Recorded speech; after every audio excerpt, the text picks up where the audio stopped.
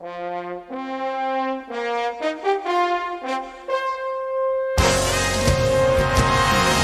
to Sports Sushi. Your chefs for tonight are Sports Plug Russ, serving up the spiciest sports takes of the week. Sterling Furrow, rolling the X's and O's into an analytical maki platter. And finally, the moderator who always keeps the sake flowing, DJ Slow Boogie. Now grab those chopsticks and get ready, because your order of fresh and raw sports sushi is... Welcome to another episode of Sports Sushi. It's another Wednesday. You already know what time it is. Another episode of Sports Sushi. Yeah, before we get into our intros, man, I want to just point out something real quick, man. Hey, man, round of applause for our boy Sterling Furlow. You know what I'm saying? Our boy got his credentials for the Reese's Senior Bowl. Got to love it. You know, got to love it. I'm gonna go ahead before I defer to my boy, and so he can go ahead and tell y'all, you know, a little bit more. In celebration, I will be eating this bowl of Reese's. Yeah. for my boy being at the Reese's Bowl. All right. Yes. Oh man, I ain't got no Reese's, but I'll drink to that. So I would defer to you, Sterling, while I have my first Reese's peanut butter cup. No, man, I appreciate it, man. It's you already know it's all love on Sports Sushi, and y'all my brothers anyway. But yeah, man, this is a cool opportunity to be able to be represented and to represent you know, some of the work that I do outside of Sports Sushi and represent Sports Sushi the show. You know, I'm be down there representing the Senior Bowl is really dope, because every NFL GM is represented there, every NFL team is represented there.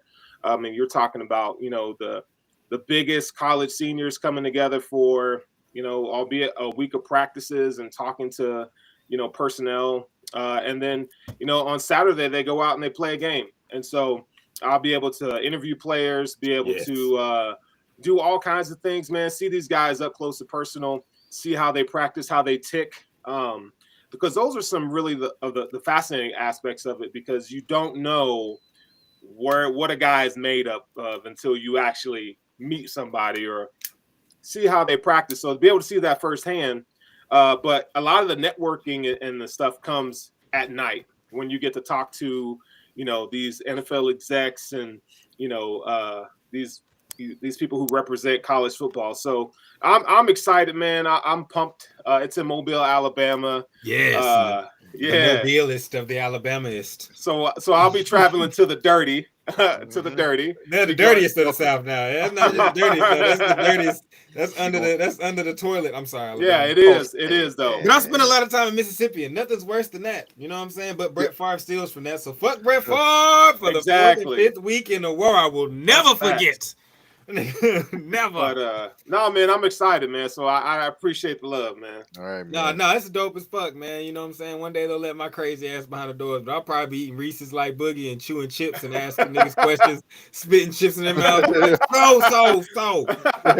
Quentin, they say you slow, nigga. Is you slow? Yeah, it's really slow. I mean, on the Madden classes, when they got you in the draft class, they got you at 89 speed. They really do. Yeah, bro, and I don't appreciate that shit. The acceleration is lacking. Yeah. Whoever did that Madden draft class, they ain't show you no love, dog. Okay, so we got a good show lined up for everybody. This is a show about the wideouts. Some people call them the divas. Some people call them the necessaries. I call them the angels in the downfield. Okay. I fuck you like with it. You like that one? I didn't know where it was going, but I'll drive down the street. You know what I'm talking about? I'm with it. All right, man. So we're going to get into a lot of topics, wide receiver related topics. We're going to go ahead. We're going to get into a lot of draft things. I know that's Russell and Sterling's expertise. And it's wide receivers. You know we catching feelings today. All right, baby. But before we get into that, let's get into this day in sports. What you got for us, Russ? All right, this day in sports. This is one good. Shout out to the state of Texas, even though we got our ass beat in a bowl game. In 1967, San Diego is granted an NBA franchise to be called the Rockets. It later moved to Houston, as we all know, in 1971-72 season. So that's an ode to the state I was born in. You know what I'm talking about? Know what I'm saying? some Houston, Texas lingo for y'all if y'all just didn't know. But let's go ahead to Man. the NCAA. National football was what 2 days ago. It felt like it was a little bit longer than that. I think it was like Monday we had Years. It felt like years Yeah. passed. So if you didn't know, now you know. Georgia, whooped them to the tune of like 65. Goddamn. 65 to like 7 or some shit like that. After put like this, after it went to like 30 something, I was like, all right, man, I'm gonna go to sleep. But yes, Georgia went back to back, got their second national. TCU looked like they didn't belong. Looked like they were kind of like lost, but hey man, you got there. I mean, that's half the battle, but also I will say that's what happens when you're playing against a team that's got a deep. The game's won in the trenches. We all know this. Everybody, it's like the unspoken rule of football because it would make football unfun for some people. But I'll just go ahead and tell everybody the truth. If you don't have the big motherfuckers in the front seven, you're going to lose. No matter how good your outside is, no matter how good your running back is, your quarterback is, if you don't have them dudes in the trenches, as we call them, you're going to lose. And that's what we saw. We saw complete domination in the trench warfare, and that led to everybody being open, a lot of one-on-one tackles, and that leads to an ass beating, especially in the college football playoff. Yeah, man, that it was. I wanted TCU to put up a better fight, but I don't think they could, Sterling. Sorry, I don't know if they could have, man. I feel like it was more. I think TCU is a lot better than what they shown.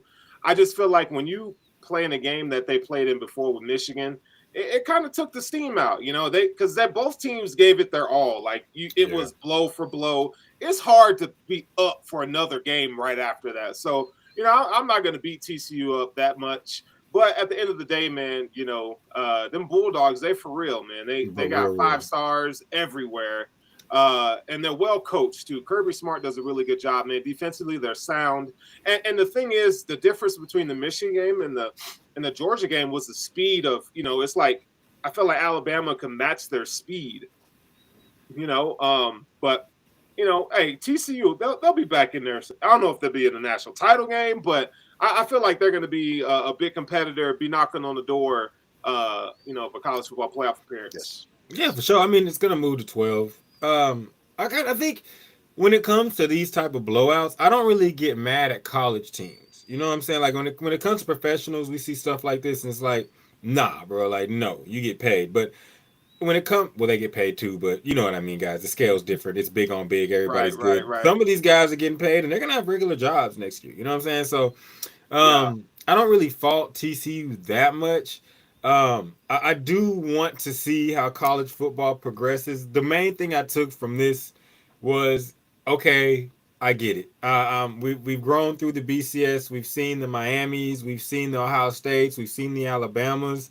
And I think we all prefer, as fans, we much more prefer years where you have like a Texas versus USC, or even Oklahoma versus Florida, or a more even matchup. And I think I don't want to put the onus on the teams, and I'm gonna do something nobody does.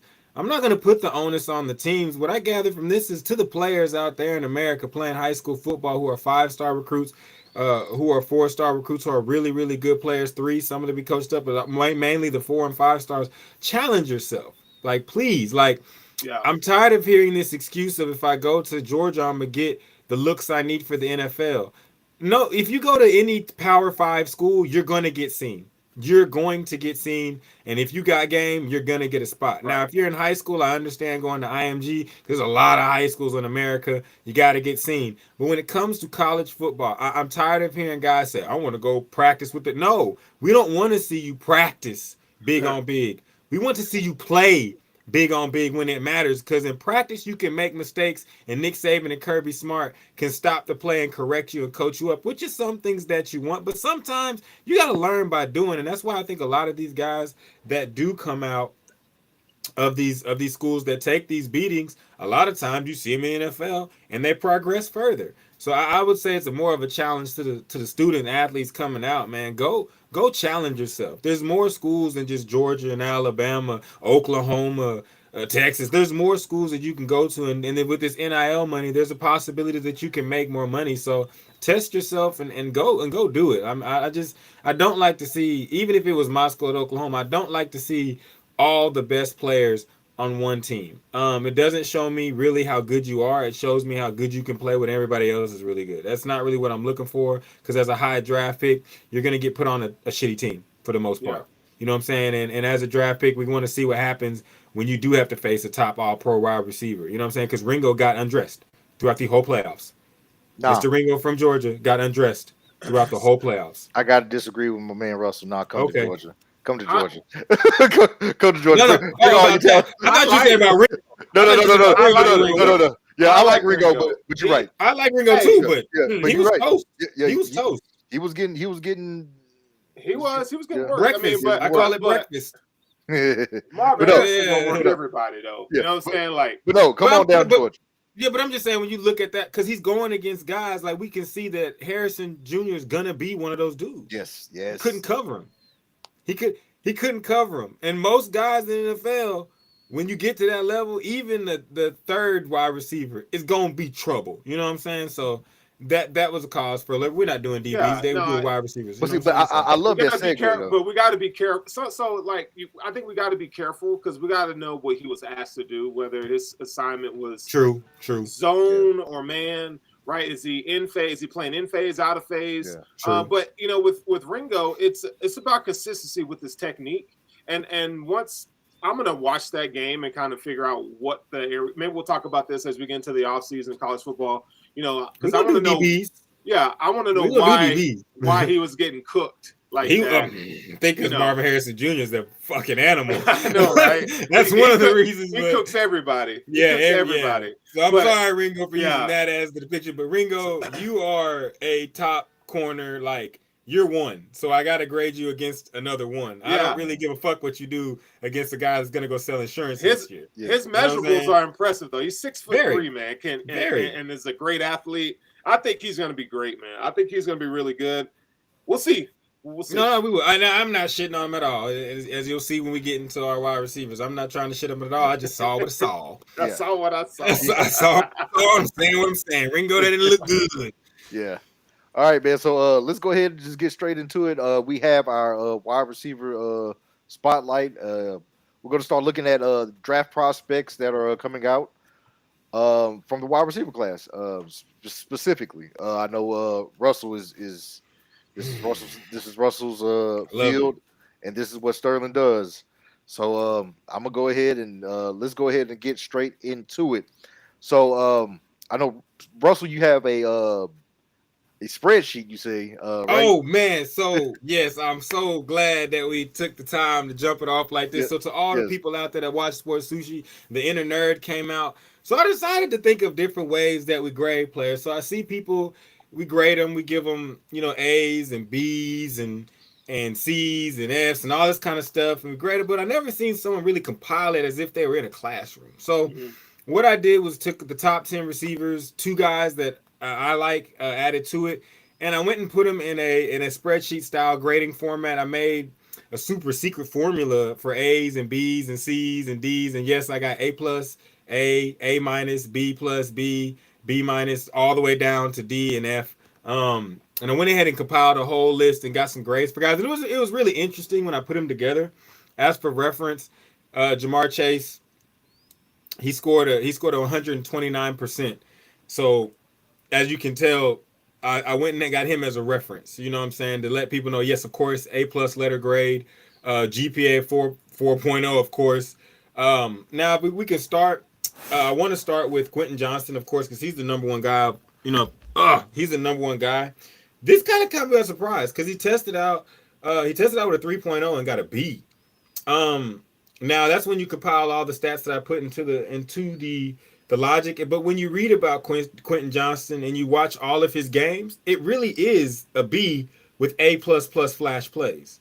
You did see kind of a lack in I don't want to say motor, but there were times where he looked lackadaisical. He didn't get the ball. So I'm not going to say I wouldn't draft him first, but I can say when I put together the grades, I can see why they came to what they came. When I bring you the next guy, number 2, this is just a compiling of just the top 10 that we have. You know what I'm saying? Everybody, if you watch it, most people have these guys as their top 10. You got Rashee Rice. This is actually my favorite receiver in the draft. He's from SMU.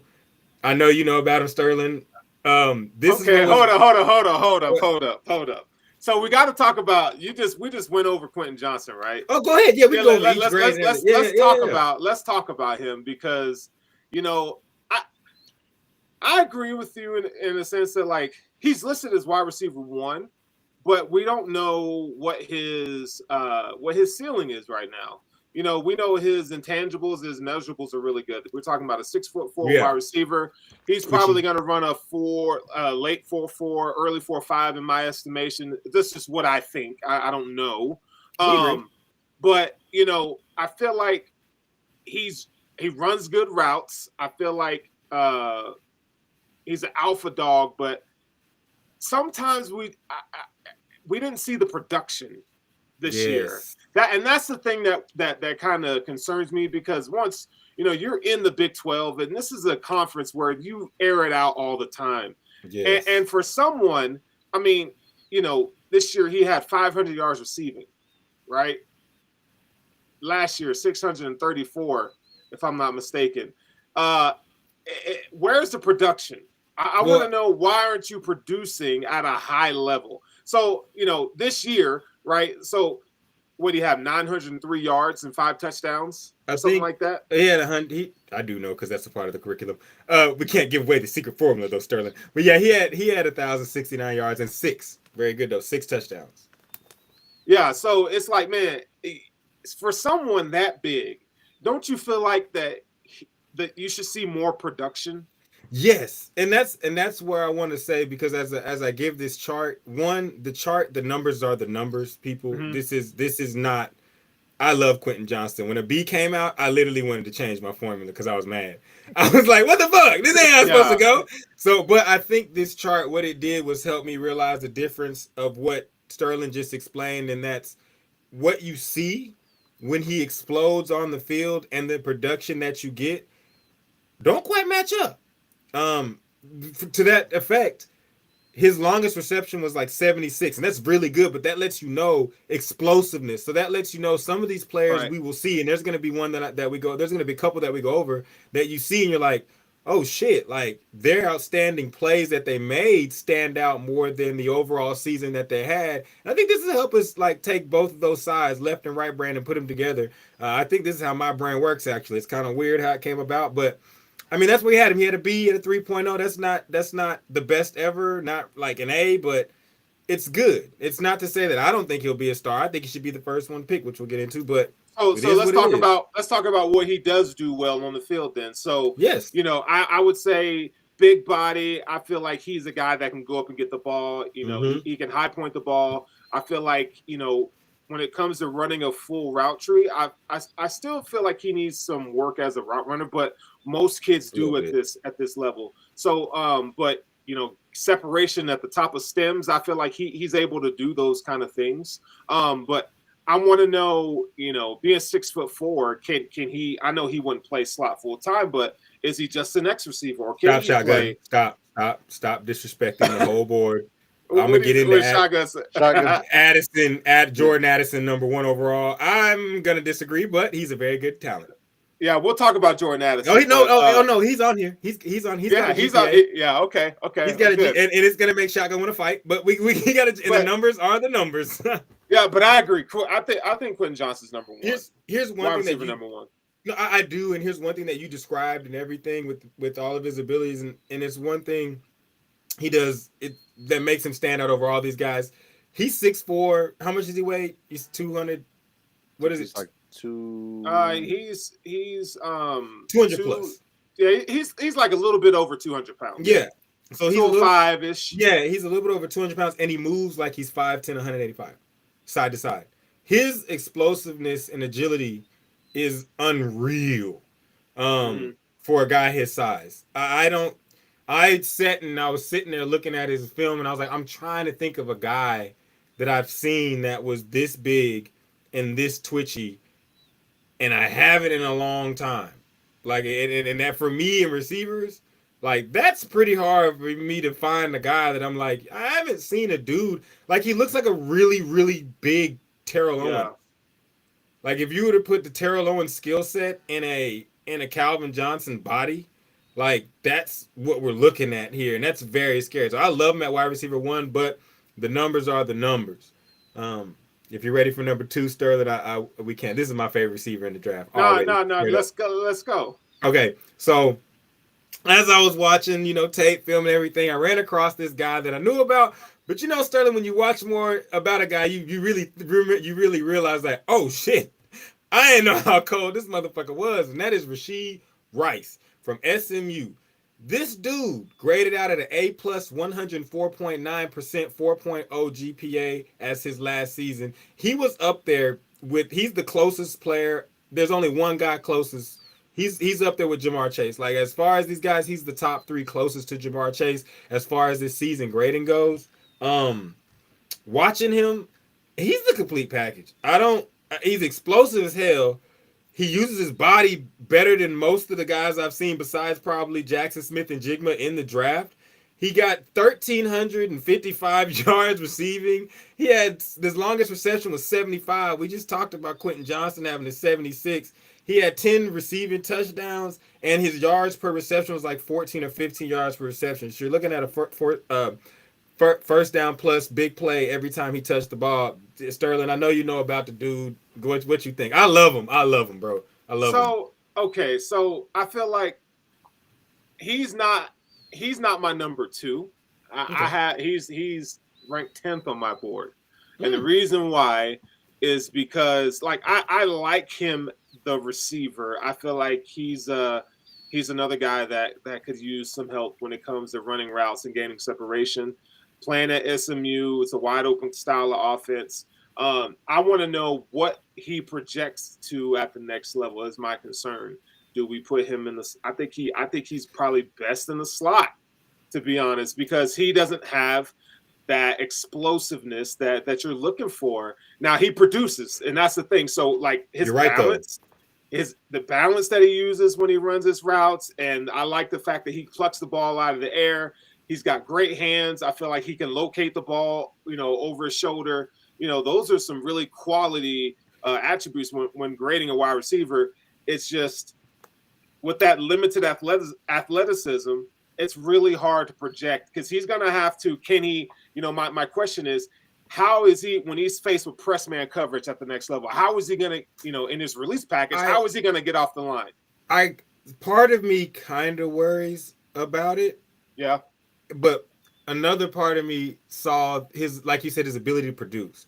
And he's a guy that, like, throw it to him because he's going to get the ball. DB's not. Like, he's a dog out there. And everything you're saying is true, and he does lack that athleticism, but I believe when I was just watching him, I saw a lot of will. Like, I'm going to get to this ball. You're not going to tackle me. It's going to take all of y'all, and I really like that. Now, I do agree with you that he may be best in the slot because it takes a lot to play on the outside in the NFL. But I believe if he plays in an offense that caters to his abilities, I believe he could be a superstar in the league. I believe he's the guy that Lamar Jackson needs. Well, there's another guy on this list that I think may be better, Rashee Rice. Yeah, I played bias. He jumped him as number 2. But and there's another guy that's a little bit higher. And this other guy who's number 3, people may not think he's number 3, but it's cool because I'm not really worried about the numbering on the list. We could put him where we want. But I really like the guy. I think that he could be a superstar for the right system. Yeah, no, I think he's one of those guys he's gonna surprise a lot of people. Yeah. I think if you were to look at his game, you look at guys like Khalil Shakir for the Buffalo Bills out of Boise State. His game kind of reminds me of him. Just standing at 6'1", 189, I feel like, man, he could do some damage in the slot. I want to know if he can return kicks and stuff like that. But this is so if we want to give a projection, I think this is a day 3 pick. I think he's round 3 to 5 is where we're going to see him being drafted. I think he's Oh, that's okay. I think no, I don't disagree with that. No, I'm saying okay. when I say I like a guy, it's not a matter of where he's going to be picked. I'm just letting you know I like that guy, and wherever he goes, but I don't think day 3 is off. I don't think day 3 is off. I think he's going to be some great receivers that have been drafted on day 3, and that's not a knock on him. I just think there are guys that are going to offer you more in terms of the traits that you're looking for in terms of athleticism, but he does produce, and that's one of the things, his calling card. So he could come in and just dominate. He really could. He has the intangibles and the tools to do so.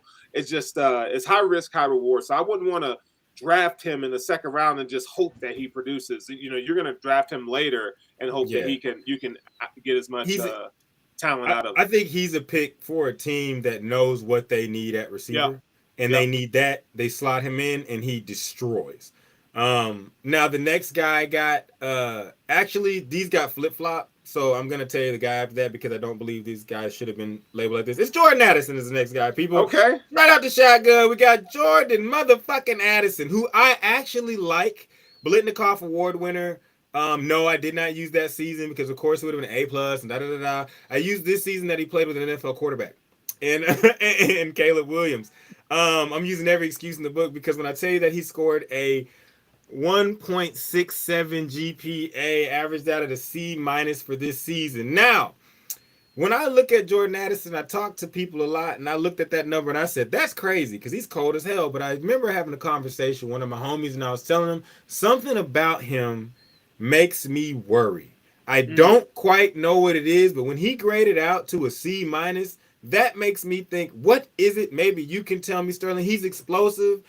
Just to go over, before Sterling breaks down a little bit of the other things, just to go over some of the stats. He only had 875 yards only, but compared to some of the other guys, he only had 875 yards receiving. He had 79 yards per game. Compared to these other guys, that's pretty low. Reception per yards per reception was like 14.8, about 15, which is pretty good, which speaks to his explosive nature. I kind of think the offense has something to do with it. He did bust off a 75-yard TD, and he had, to me, I'm gonna say only because I expected more in this offense. He only had 8 TDs. So I like Jordan Addison. I don't think he's number one, like some of our viewers do. But I do think he's a good receiver. He's got good ability to run the routes. I see him he's got the ability to get open.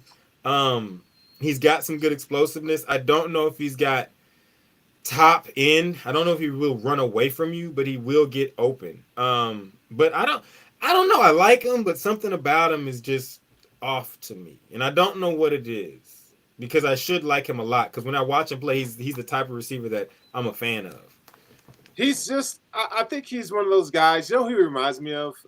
Stevie Johnson. Y'all remember Stevie? Bro. Buffalo Bills. Bro. Yeah. I hate Stevie was cold. No, I like Stevie. Cold. I like Stevie. Jordan Addison has that smoothness to his game. Like when you watch him run routes, man, it's like this. He's a gifted route runner. Like, there's not a route on the tree that he cannot run. Yeah. Now, I think with that, I don't think he's the best athlete, right? But I think he's a really good athlete. And I think, I'm not comparing him to Justin Jefferson at all in a sense, but it's very Justin Jefferson-esque because when Justin Jefferson was in college, we thought he was a first-round talent, but no one really there was nothing about Justin Jefferson that was like, boom, just sticks that pops off the screen. You know what I'm saying? But now that he's in the NFL, he's so technically sound. And so what I'm saying is I feel like Jordan Addison is technically sound like him. I do like his ball skills. And he's benefited from playing with 2 really, really good quarterbacks in Pickett and your boy out there. I don't even want to say his name right now. That's cool. I don't want you to be hurt, but hey, Caleb's still better than all these niggas, man. He just don't play for us. He just don't. You know what? But Tulane, nigga. I think it's a lot. I just think, with Jordan Addison, there's a lot of hype behind the name and the fact that he is playing at USC, but he's another guy that you're like, you question the production, right? You feel like he should have had more of an impact this season. He disappeared in some games, I felt like. Yeah, I feel like it's a why factor, not from the standpoint of like the old school, you should do more, but more from like, yo, bro, I'm watching you. I fuck with you, but like, I expected a lot more from you from You're the playing- package I saw last year at a team that was lesser. Pitt is not USC under Lincoln Riley. Right, that right. offense is not the same. You know what I'm saying? And Right. so I feel like he got his opportunities. You know what I'm saying? So I don't know. It's just one of those. But me personally, I think he's a good player. I think he's day 2 or 3. I don't think he's a first round guy. I think you're saying no, I would not. Second day 2 or 3 or just second, third round. Day two is second round. Yeah. I know they changed. No, I'll say second round. He's gonna be a second round. I think not. He's gonna. I would pick it. I would not use a first round pick on Addison. I wouldn't do it. Really? Yeah. There's only 2 receivers on this list, though. I would though. So I have a first round grade. I have a first round grade on Jordan Addison. I feel like he could be taken anywhere from the mid first round to somewhere in the second round.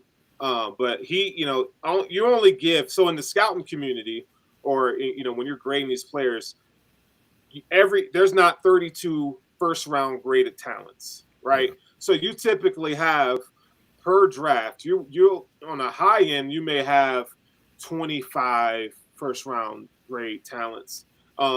This year I only have 19, but he's one of them. Okay. So this isn't a like wide receiver wise, this isn't like the class we saw last year or 2 years ago. No, this is a much scaled back, but I think there's still quality guys. There's studs.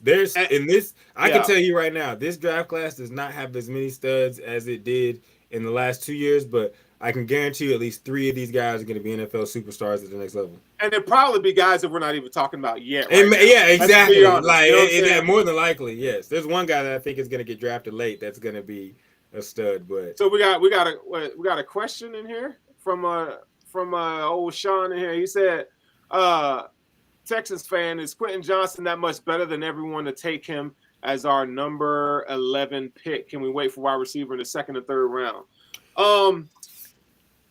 Quentin Johnson is his first round talent. He's got a first round grade for me. It depends on, I guess it depends on, if you're a Texas fan, what y'all need quarterback over everything. We need a lot. Right? You need a lot. You need a lot. We need a team. Y'all need a team. Brandon Cooks wants out. What did you really get out of Nico Collins? I think Nico Collins is a solid, wide receiver number 3 or 4 on the NFL roster. He's not as wide receiver 2 as they had. So I guess you got to evaluate, how you want to attack it, because with that much ammunition, you can go in a myriad of ways. So I would, if Quentin Johnson is there for me at 11, I don't think I'd pass on that. I would take him at 11. I think that's really good value for him to take him at 11. I wouldn't, just because, I would take him at 11 and I wouldn't skip on him. Let me make sure I make that clear. I would not skip him because I believe y'all's first pick is going to be a quarterback. Right. If you get a chance to match up one of the best quarterbacks and the best receiver out of college football, arguably, you do it. No, like you get the Jamar Chase, Joe Burrow effect. Like you go for that every time. You know what I'm saying? Like even the Jets tried it with the Zach Wilson. No, that was a different draft, wasn't it? Zach Wilson was the year before, wasn't he? Yeah, Zach Wilson was the year before, but they went Sauce and then they got Garrett Wilson. Okay, but you always try to get your quarterback. If you have a chance to get a quarterback high and his receiver high, man, you do that shit. You do that 100 times out of 100. Like you do. Now, I think there's something to be said though. If I think you need to look at your offensive line and what's available, True. Right? Because there's some.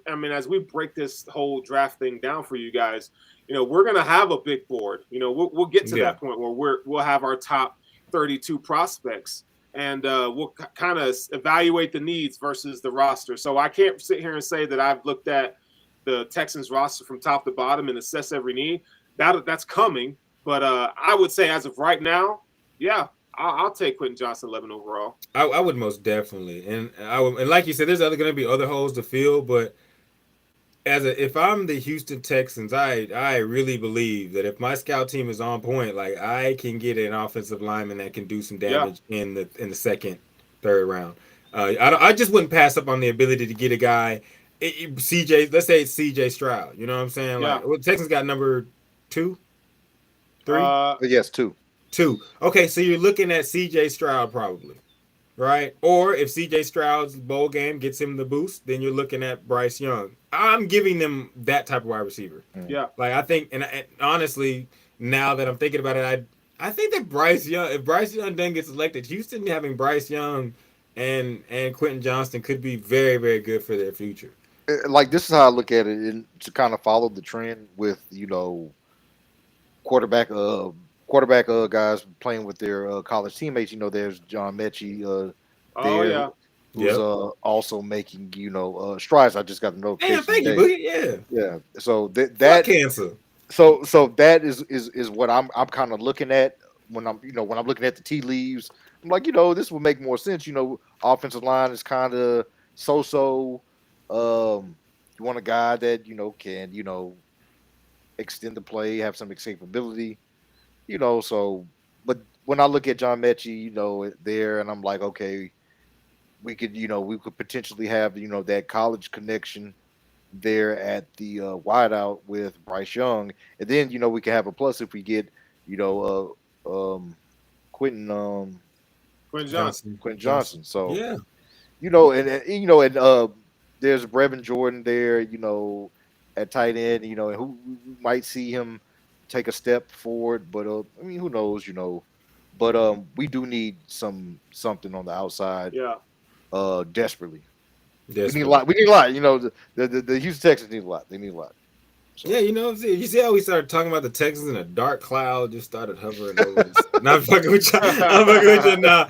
It just brings everything down. Yeah. No, I'm just but no, I think that'd be a great pick for him. The next one we got, guys, I will say is going to be a lot of people like this guy. Some people say he should have played in the bowl game. I think he's one of the best receivers coming out. When you see my pro comparison comp, you'll probably love it, Sterling. I don't know. We'll see. It's Jackson Smith and Jigba. I forgot to give y'all the total scores. My bad. So Quentin Johnston's total scored out at 1405. We got a 1763. We got a 1211 for Jordan Addison. Jackson Smith and Jigma scored out at a 2015. Now we did not use this year's stats, of course, because I'm not a whole ass nigga. I would not do him like that. We used last year's stats that he had. Of course, he had the amazing Roll Bowl game, 347 yards. Broke a record doing that. Now I really like Jackson Smith and Jigba. Top end speed. Of course that's a 4.0. Of course you got a 4.0 if you're wondering. Now he had 1600 yards, 1606. What was it? How many TDs was it? I think it was 12. 9 TDs. Longest reception was 75 yards. Average 16.8 per reception. To me, Sterling, I watched him, and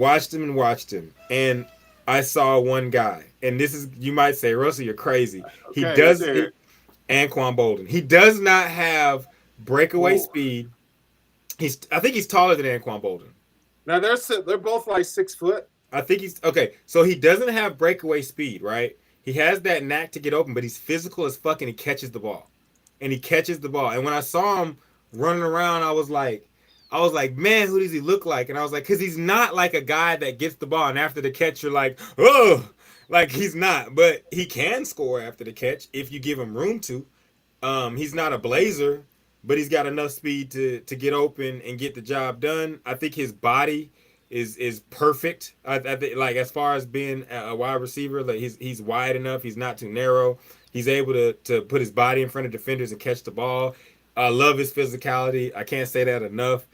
His footwork is great. I believe his footwork is really good. That's how he gets open, because he's not the most explosive athlete. I don't know. I really like the guy. I think that his only problem is he's frail. He's gonna get hurt.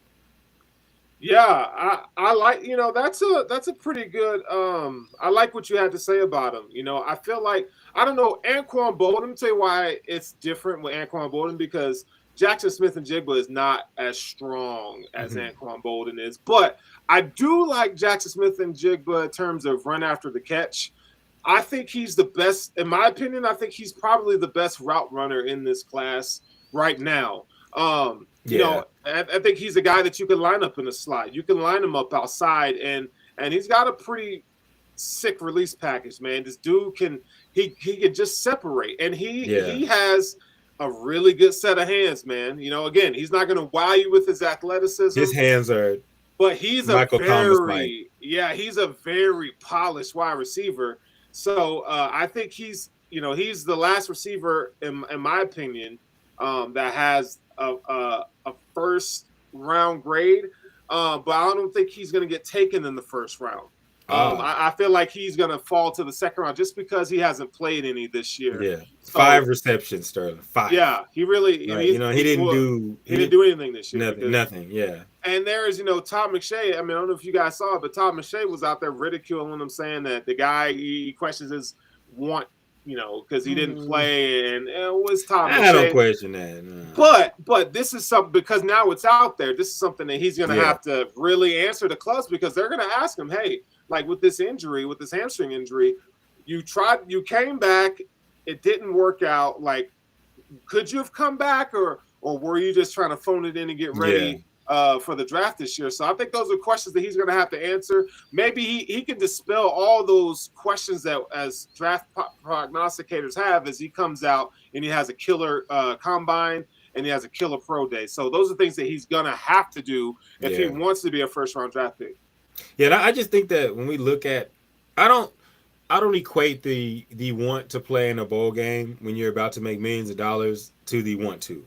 Mm-hmm. You know what I'm saying? Like he had way more to lose than he had to gain to play. So, and I understood that when he was like, I'm not playing, and because he does get hurt. So, and I feel like really good players like that have that nagging injury syndrome, if you will. I think that they got to get what they can while they can because they understand it. And I think he's a first round graded out. But I when I heard you say that he might not get drafted or you don't think I could agree with that. Like that's not far fetched because he is. He's got all this stuff out there about him. He didn't play in the bowl game and he was hurt. And then you see a guy like Marvin Harris and you're like, but I don't really have doubts on his game. I think he's solid. He's real solid. I love his game. Yeah. All right. You want another one? Yeah. Let's get. We're doing what, top 5 or what? We could do top 5. Yeah. What am I at, 3? Yeah, I think we're at 3. We get the top 5. So let me go with. Let's see what we got. We got a couple. Zay Flowers made it on the list. I got like 10 here, so I'm just gonna give y'all some of the ones that made it. Zay Flowers, one I like from Boston College. I know Sterling. Small. What does it say? Good things come in small packages. He's a little stick of dynamite, but I love him. Let me see. He graded out as a B. 1440 was his score, 3.0. He had 78 receptions, 1,077 yards. He had 89 yards a game, 89.7 yards a game, 13.8 yards per reception. His longest was 69, and he had 12 TDs, which is one of the tops. I think like top 3 on this list. So he put in some work. A small guy, but very tough to defend. And he has the ability to play bigger than his size. Yeah, man. Zay Flowers is, I think he's dope. Zay Flowers, 5'10". I think he's like 5'10", maybe 5'9". Yeah, he's shit. He may be 5'8". He's a small motherfucker, man. He's let me tell you who this dude. He's 5'9", but he plays like he's 6'2" or something like that. Bruh. And you know who he reminds me of?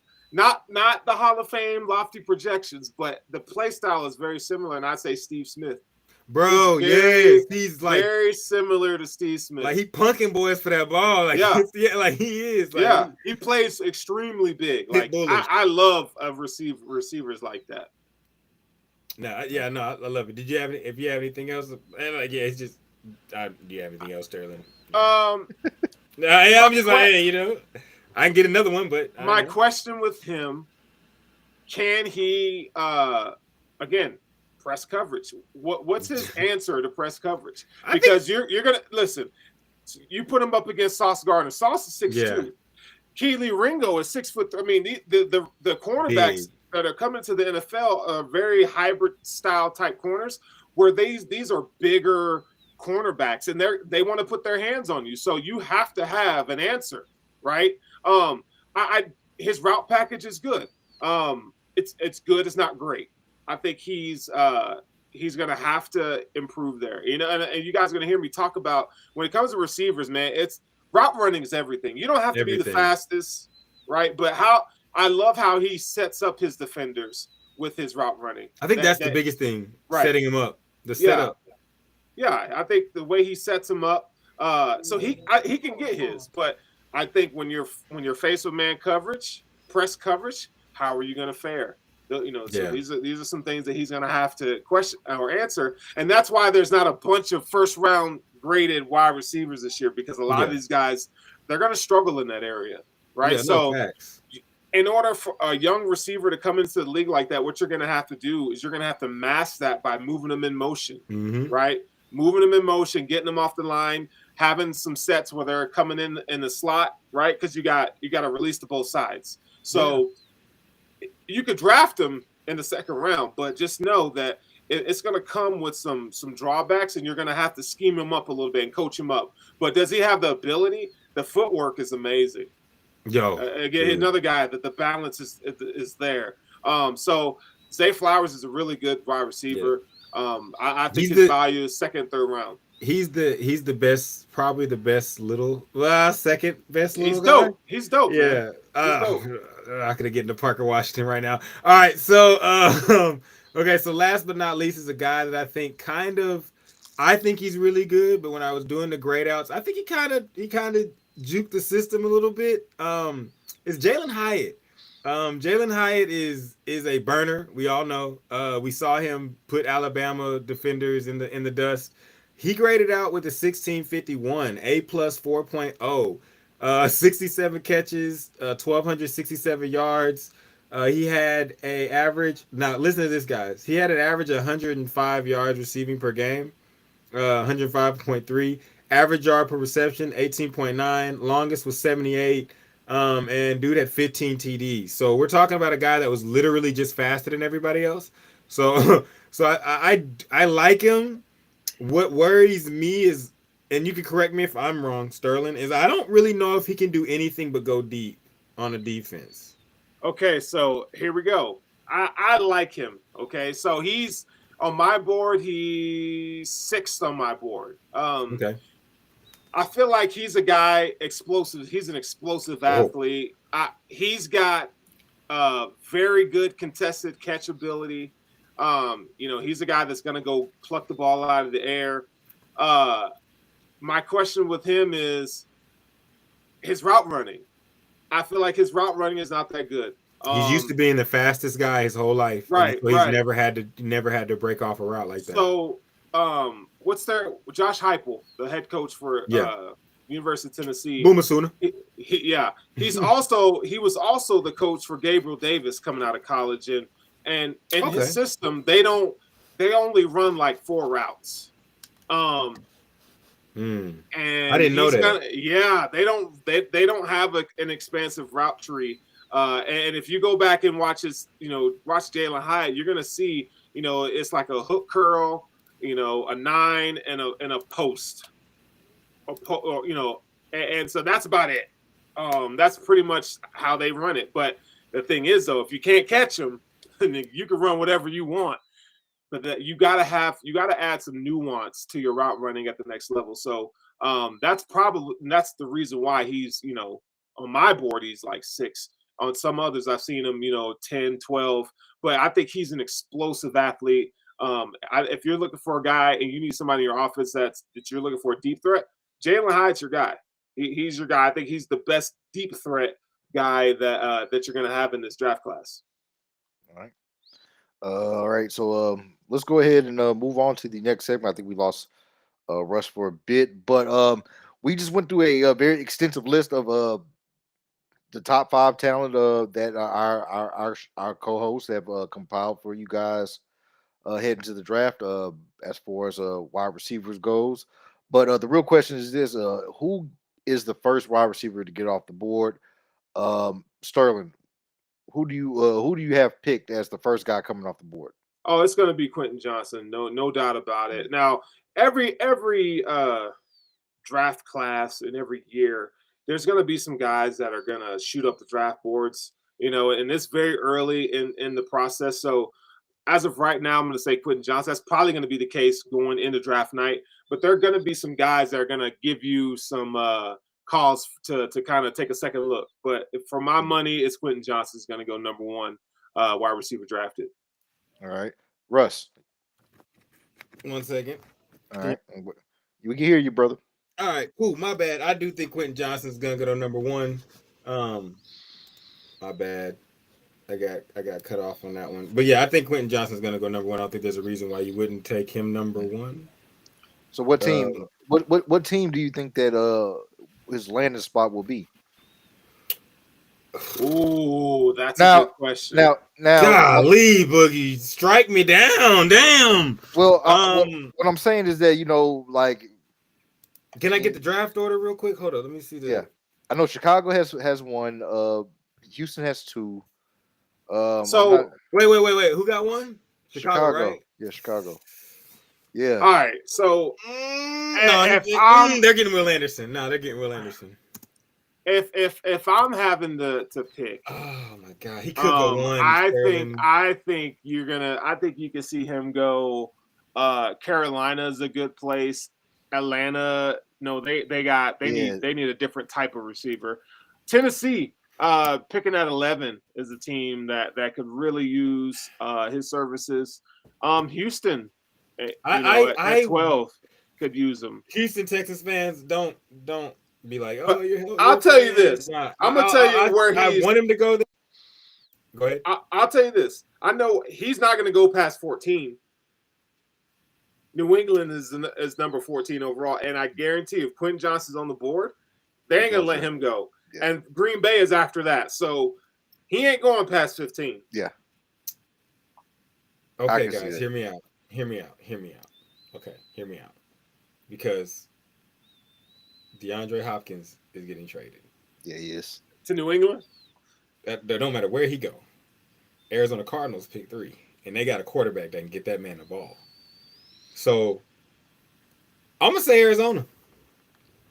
I'm going to say Arizona because I believe it's very high, but I think he's the type of receiver that you got to get him if you're gonna get him. And Arizona's the team. I think Chicago. I said Chicago's gonna get Will Anderson. I think because they just need some defenders. Okay. And so when I'm looking at the order, I just got a chance to look at the order and see that Arizona's number 3. If you're Arizona, you fire Cliff Kingsbury. You paid Kyler Murray. You're doing everything for Kyler Murray. Word gets out that you're going to get rid of DeAndre Hopkins and trade him. You have the speedster on the other side already in Hollywood Brown.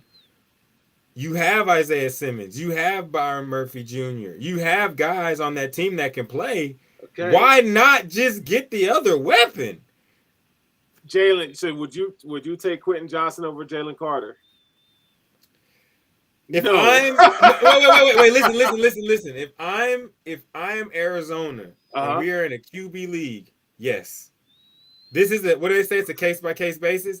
Is he better? Is Jalen Carter better? Yes. 100 times out of 100, he is the better, probably overall football player. But when I'm looking at what I'm trying to do in Arizona, and I got a guy that we know Kyler, Call of Duty or not, he can sling it.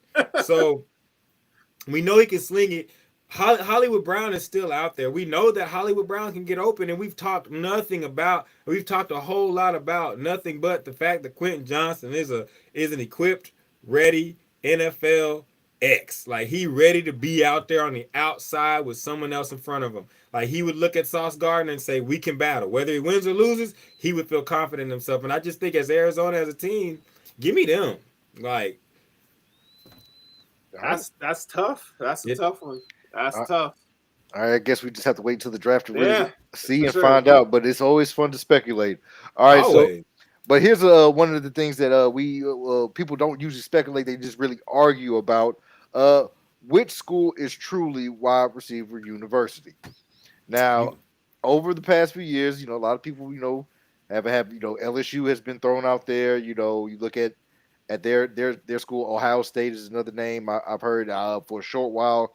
Clemson was a school people touted as wide receiver U. I never agree with that because it was just 3 guys, Yeah. Right. It was 3 guys. Yeah. But who is really wide receiver U? I'll let Sterling go. LSU, and it's not pretty simple. It's not. Now I would say Alabama is a close second, and then Ohio State, right? Yeah. But LSU has the longest track record of producing elite wide receiver talent with shitty quarterback play. Yes, that's the thing. All these niggas play with bums. Right. All of it is like Odell Beckham. Who is throwing to you? Like what? Yeah. It's. I've always said, bro, Brian Kelly might win a couple natties because he can get a quarterback in that bitch. Yes. It's done. If you can get, you saw he got Jaden Daniels in that motherfucker, and Jaden Daniels gonna be a clipboard king. You know what I'm saying? If that, you know what I'm saying? So, and that's a good thing, by the way, Jaden. Keep the black backup quarterbacks with the job. We should be able to hold a clipboard too and make a check. But yeah, like they don't ever have a quarterback. Booty is nice. Yes. We didn't really get into him, Sterling, but you know, Booty is a nice receiver coming out. I think it's LSU. I think Miami's up there, but theirs is in the past. Yeah. You got Michael Irvin, Andre Johnson, Santana Moss, Roscoe Parrish, score a lot of touchdowns. Who else? I'm over here trying to think. Reggie Wayne. Yeah, no, Miami's probably second, third on this list. Well, I mean, we're they not. haven't produced anything in a long I said time. I thought we were talking like all time. Oh, all time. Okay, as of right now, because we all agree, like as of right now, no one's fucking with LSU with these receivers. Like no one is. Like I don't know what it is in the fucking water. What's in their jug machines? If they putting chicken grease on the ball when they spit it out at them, I don't know what it is. But yeah, LSU. You got some bad ones. Ghost. Andre Johnson, Zilla. They got some nasty guys. But that's those. I mean, as far as going to the pros, Michigan's had a couple, but they're like it's in the Back past. In the day, man. Yeah. In the past. So I think we got to give it to LSU. LSU hands down. As far as but it's weird to me how, and y'all can probably make people say, oh damn, it is right. If y'all ever notice, like receivers and quarterbacks never fucking find each other in college for the most part. No. Like quarterbacks go off somewhere where you're like, what the fuck? And then receivers go play with somebody that can't fucking throw the ball. Like it's the craziest thing ever. You know what I'm saying? Like you go play with a motherfucker like Stetson Bennett, but I guess when you're running wide open all the time, Boogie, I'm not gonna let it go. He still ain't shown me. I'm sorry. Fuck that. Them dudes was wide open. Anyways, let's give it to LSU, man. LSU. All right, so it's unanimous LSU for the Sports Sushi crew. Wide receiver you. All right. So let's keep the theme rolling here. We got our either or lined up. Russ, what you got for us, brother? All right, it's time to do as they say and let's argue. We got in honor of the wide receivers, we got either and or. I'm fucking with it, Boogie. You know what I'm talking about? So here goes, guys. Would you rather have Mike Evans or Tyreek Hill? Do you want the big body that's going to catch contested catches, or do you want the guy that's going to run away from everybody? Both have Super Bowls. I'm about to get their stats for you guys, but go ahead, fire away. Mike Evans.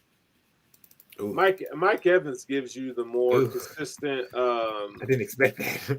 But I gotta go Cheetah. Cheetah. It's his what he's able to do. You can't replicate. Like it's special. I can find another Mike Evans, but I cannot find another Cheetah. Oh. I will say this. Yes, you are correct. But this is just me from a personal wish. Can you find another Mike Evans? I'm go ahead though. I'm sorry. 6'4", tall. Yeah, I can find that. No, I'm just saying that we see a lot of 6'4" bums. Like we see a lot of niggas that come out there that are that big and they don't do Mike Evans. I'm gonna say this real quick. And people may hate me for it, and I like you, Johnny Manziel, but Mike Evans made you because he was the one catching all that shit that you was throwing up while scrambling. If you go watch Texas A&M, Mike Evans is a dog. I, of course, pick Mike Evans because I always pick the taller receiver. Call me what you will. Say what you will about me. Tyreek Hill, you do amazing things. I'm going to tell y'all a little something about Tyreek Hill, man. Tell me. Teach me. Yeah, listen. I'm telling you right now. If you were to ask NFL execs, who would you rather see? Tyreek Hill or Mike Evans? I guarantee you most of them would tell you they'd rather see Mike Evans than they would Tyreek Hill. Tyreek Hill is not just a speed guy, and people just think that he's a speed guy, but he's developed so much in terms of his route running and being a complete wide receiver. Not only that, he plays bigger than his size.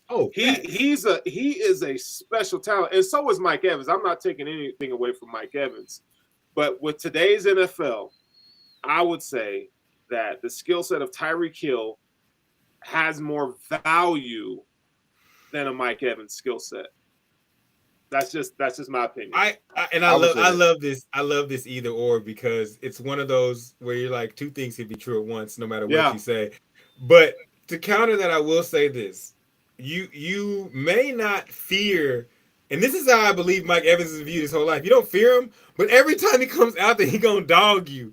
Like you're like, sure. He's just big, get physical, and then before you know it, it's like, this motherfucker got like 7 catches for like 200 and like 2 TDs. Like, what the fuck? And he's running a 4.6. Like, that's the thing about it. Like, Travis Kelce may be faster than him. Yeah, you know what I'm saying? Like, he's not a burner.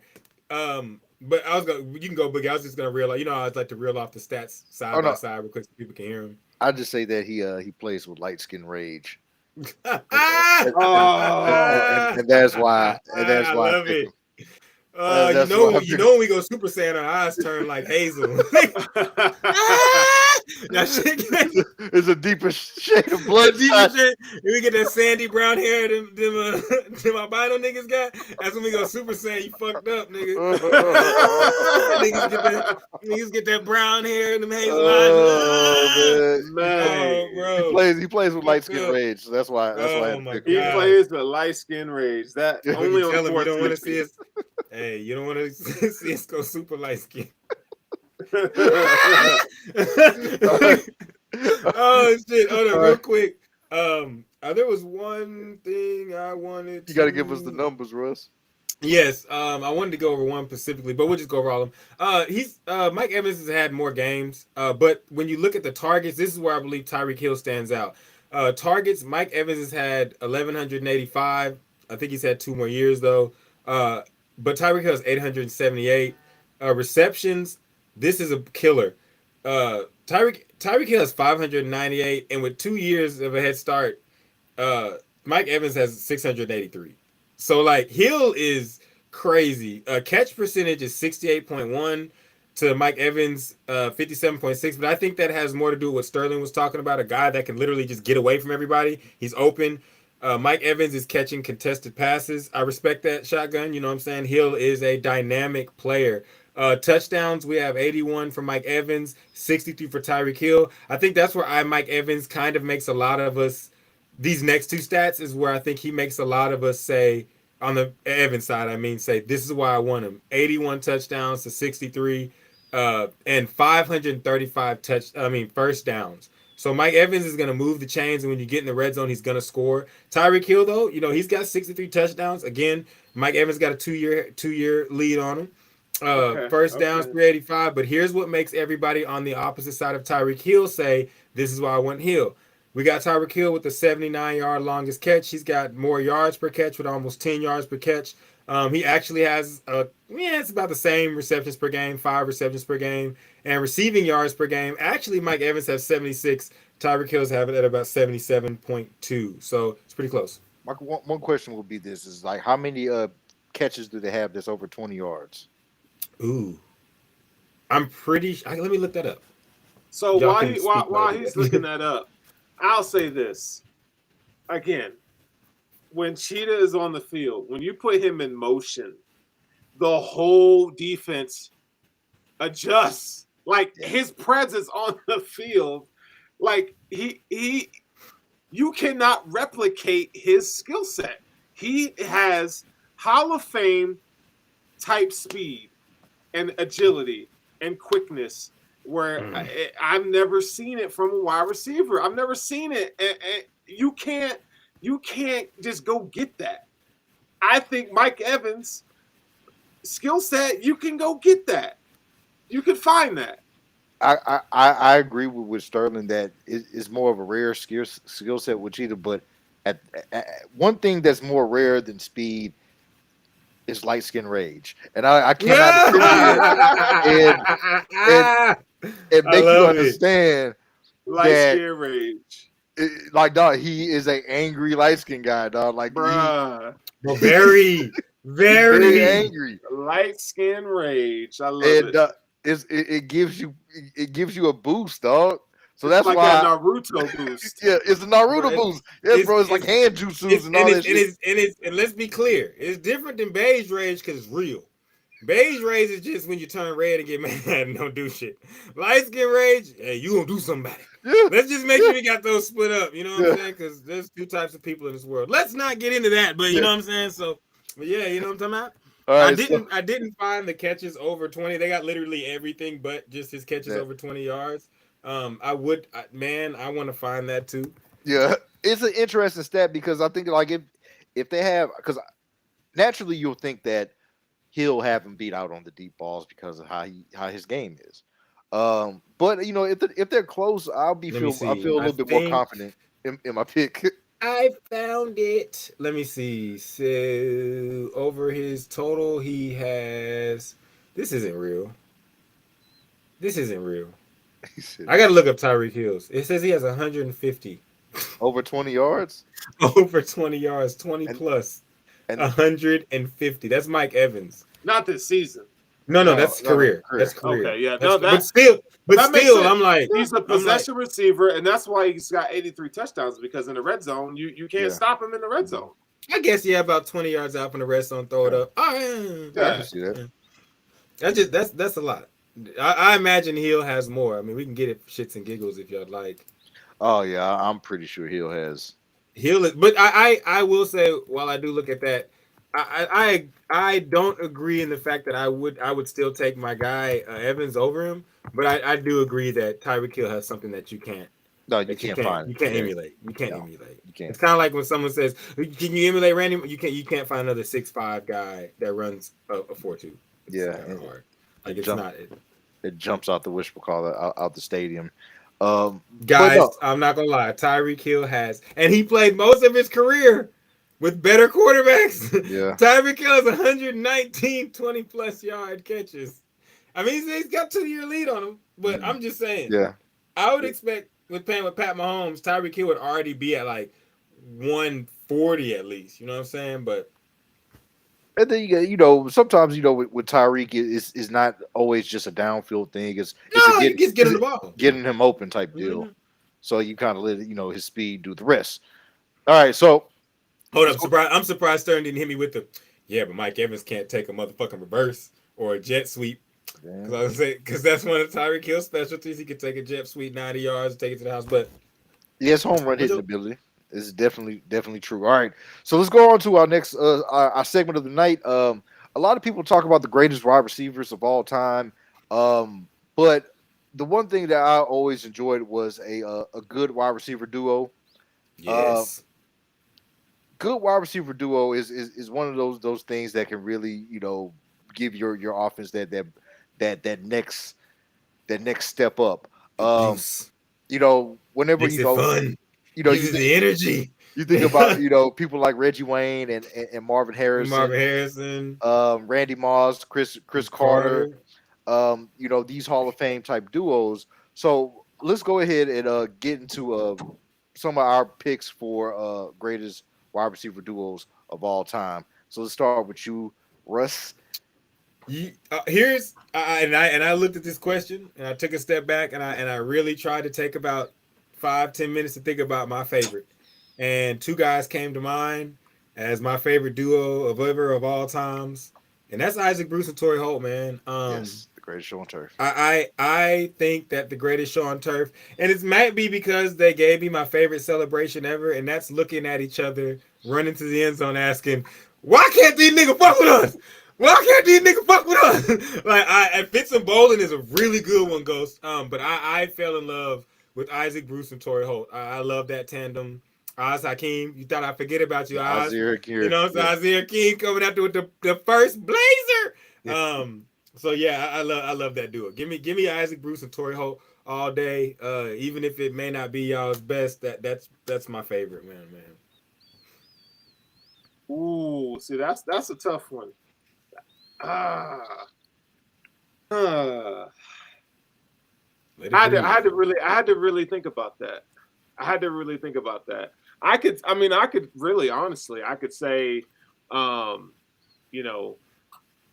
shoot me now, but I think Tyreek Hill, Jalen Waddle, I think will go down as one of the best wide receiver duos. My man said right now. I right fuck now. With it, man. What does Shotgun always say? Fuck these old niggas. We in the now. So hey, what's up? I'm just telling you, man. I like it. Hey, did we not forget Randy Moss and Chris Carter though? Yeah. Okay. Boogie got that one first, but I think Boogie had that one on tuck. He was like, okay, ain't finna get me with this one. Yeah, like I don't think that's one that some people that come to mind are Mark Duper, Mark Clayton. Yes. In Miami was, they were phenomenal. I got one that they may not have been the best, but they were fun as fuck to watch. Roddy White and Julio Jones. Okay, I like that combination. That's a good combo. Prime Roddy and Julio, they was out there getting it. I fucks Marvin Harris and Reggie White. Yep. Yeah, that's another one. Ooh, Reed and Lofton. Damn, take us back. Oh yeah, back. He's I swear to God, he's in the water now. I guarantee you, every time we named an old person, Sean was like, "Yeah, fuck them old niggas. We got new blood." Like, I'll say this: one wide receiver duo that I wanted to see that we couldn't even get. Rod Smith and Emac. Good shit, those. Was I think we were robbed of was a D Hop and Andre Johnson, bruh. And Andre was on the latter, end of his, career, and D Hop was just coming in. But I would have kind of liked to see them stick around and kind of see what they could have put together there. If y'all let me sit here, I'll come up with these motherfuckers all day. I love receivers. Oz Hakeem and Steve Smith. Stop playing with me, my nigga. Okay, so Muslim Muhammad. My bad. Yeah, I'm about to say Muhammad. I misspoke. Yeah. I'm not. Russell, do not make a joke. Do not make a joke. Okay. Yeah, I was just stuck in a certain place. And so Muslim Muhammad. That's what I mean. Muslim Muhammad and Steve Smith. What about wide receiver combination. What about Hines Ward and Plexico Burrs? Sorry, Plexico, I couldn't remember your name. And so but here's what happens though. It's like, does that get trumped? I guess it's not a duo. Him when he was in New York, they was like three of them. It was him, Mario Manningham, and Tyree. So it's kind of a trio. Yeah. So yeah, never mind. Yeah. Them two guys equaled one extra to him. But Hines Ward was a dirty motherfucker. Yeah. But he was nice. He was good. I know you had to throw Hines in there because he's a Georgia dude. Yeah. He had to. Yeah. But is he the best slowest receiver ever? I swear he might not have been faster than Mike Allstott, but he got open. Wayne Quebec. I don't know. Wayne Quebec might be able to beat Hines Ward in the 40. Hines Ward was slow. Well, Keyshawn was pretty slow too. Yeah, but Keyshawn was also 6'3". He's 6'3", 200 something, big body, so physical. I think his size made up for a lot of the short area suddenness and explosiveness. Keyshawn would be what we look for in tight ends today. You know what I'm saying? So like with his size and the way he played, in my own opinion, but people can argue with that. But but those are I can't really. I'm sitting here like, man, is there any others I can think of off the top of my head? And I think Ghost got the Rod Smith and Ed McCaffrey one. Who played opposite? Fuck Brett Favre, but who? No, I know you're talking about. It was Freeman Antonio Freeman and Sterling. Shannon's brother, Sterling Sharp, was 1 year, but he got hurt. Another one. That was one though, because didn't Sterling play with Freeman for like a year? Yeah, it was. Did they overlap? I feel like Sterling Sharp was done, and then Freeman. Came. Was it Donald Driver? Nah, it was another guy. Was it Donald Driver? I don't think it was, bro. It was someone else. Bro. Yeah, it was. We're disrespecting him so bad. He used to be on the game day commercials. Yes. I know exactly who Russell talking about. He was dark skinned dude. The fact that we don't know.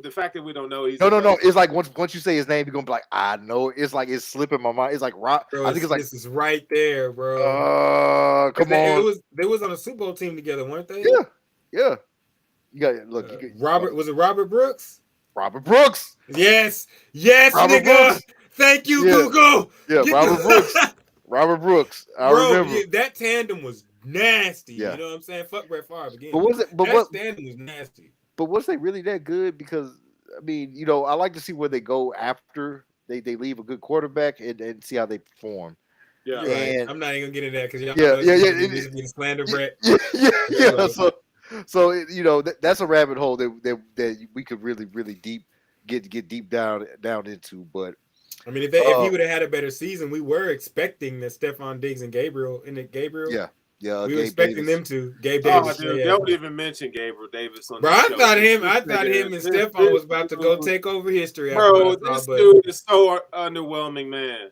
He is not a wide receiver too, dog.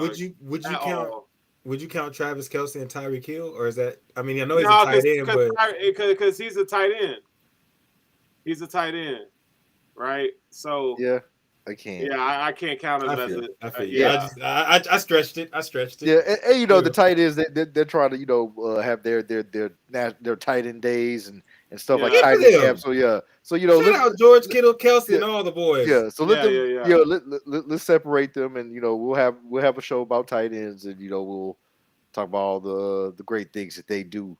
But this one is for the wideouts, baby.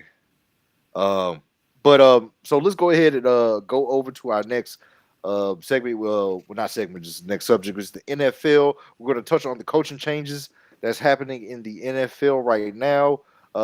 Mainly the Sean Payton sweepstakes. Everybody's throwing their hats in the bin to try to get his services. We already talked about Nathaniel Hackett being out. Cliff Kingsbury has been fired as well. You can add him to that list. Who else got their walking papers? Lovie Smith got fired as well. Yeah, Lovie's out. Yeah, and I mean, look, let's talk about that. That dude, come on, bro. Like, what was he supposed to do? Lose. I will say this. Oh shit, we forgot Jamar Chase and Higgins. That's one that we forgot. Sorry, Ghost. Sorry. But no. Damn, Ghost just threw us a curveball. But I think Lovie did what he was supposed to do as far as him being a coach. He showed that he could lead the team. The team never won. I mean, the ownership never wanted him. I honestly believe that last game was a fuck you to the ownership that said, you want your number one pick?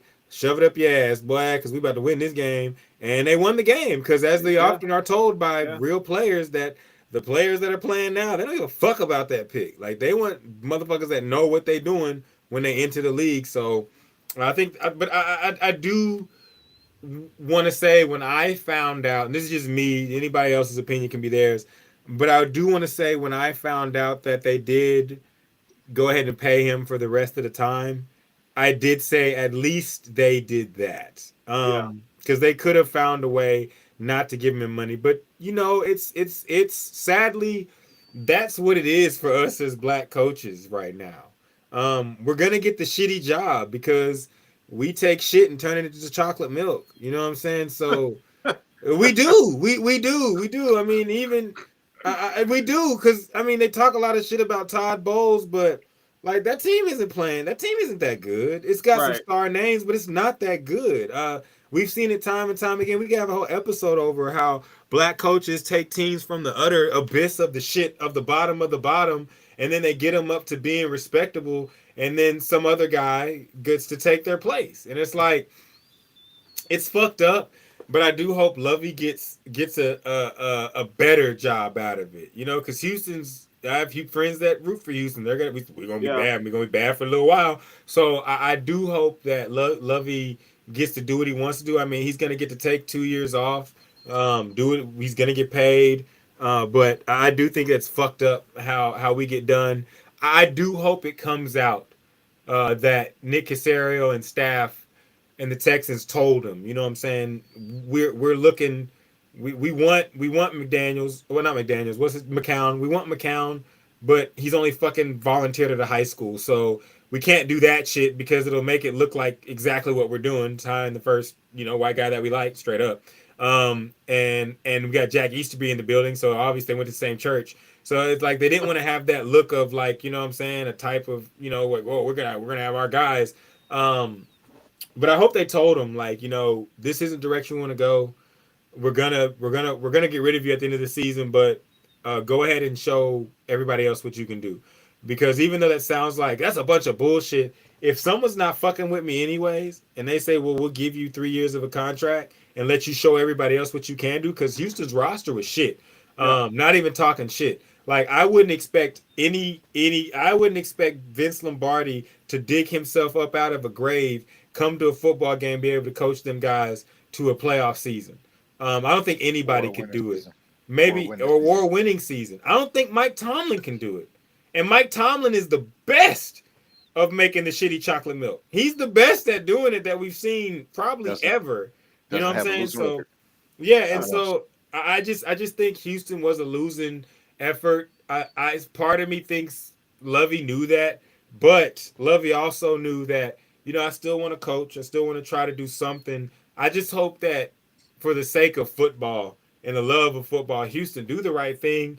Your coach doesn't have to be black. You know what I'm saying? But just make it a good coach. Stop bullshitting around with everybody and fucking up the roster and trading your best players and doing all this weird shit. Build a fucking football team, because no matter if your coach is black, white, Mexican, Asian, Brazilian, Samoan, it doesn't fucking matter. If you're able to do it and you can win games, we will be entertained as football fans. So just be competent, Houston, as far as the organization goes, because the players aren't to blame for this. Pierce shot the fuck out because you balled. That running back from Florida was a dog. And I know you had a safety. I'm forgetting his name. Jalen Petrie balled out. So there's talent down there. Like you said, Nico's a number 2. So like I just hope that Houston is competent. But I'll let you go, Sterling. No, I agree. I feel like Lovey kind of got the short end of the stick, though. You know what I'm saying? Like they could have done. They asked him to take a shit job. What did you expect him to do? Like, Lovey ain't never been a dude that's just gonna lose for a damn first overall pick. Yeah. When you look at picks 1, 2, and 3, what's different? How much different are we talking here? Like, if you want a quarterback, you can still get your quarterback. Like they gotta chill, bro. Like these NFL people talking about, you know, it sucks, man. And part of me feels like if it was if it was a different situation, if it was a different color coach, I think we'd be talking about a much different story, to be honest. Seriously. And the next guy we talk about, I'm going to talk about is exactly that. But yeah, go ahead. I'm sorry. Yeah, and so, you know, like Denver is home to me. I mean, and so like the whole Jim Harbaugh thing kind of bugs me, because like part of me like, Jim, if you want to be in the NFL that bad, just go. Yeah. And Denver, you don't even have a first round pick. So, you know, you're over here trying to. They got one. It's not going to be that high, but they got Miami's Bradley Chubb trade. They got a position on that. And America, the only reason why I know that off the top of my head is because I got the Broncos in the season in Madden. Yeah. And I was like, fuck, I ain't got no picks. And then I looked and I said, I got a pick. I got one nigga. When the league taxed them for the Flores stuff, they found them good scores, so they hit them for a first round pick, and they stripped him of that. And I think they put that on top of the trade with the Bradley Chubb the league did. So the Broncos, they have a first round that they could deal away or have. I'm not seeing it. I'm not seeing that. I looked it up because, you know, as a Saints fan, you know, I'm trying to see where Sean Payton goes, because right. A first round pick is what they're asking for. Okay. So whenever, you know, they agreed to the terms, you know, to let, you know, give the permission to Denver, I was like, they ain't got no first round pick. So, you know, what the fuck are we doing? Then I looked at it and I said, oh, you know what? It's from San Francisco. Oh, it is San Francisco's pick that they gave to Miami, and Miami traded it to the Broncos. Yes. Those crap. Oh, I'm not doing it. I'm still not doing it. Mike McDaniels is a fucking genius.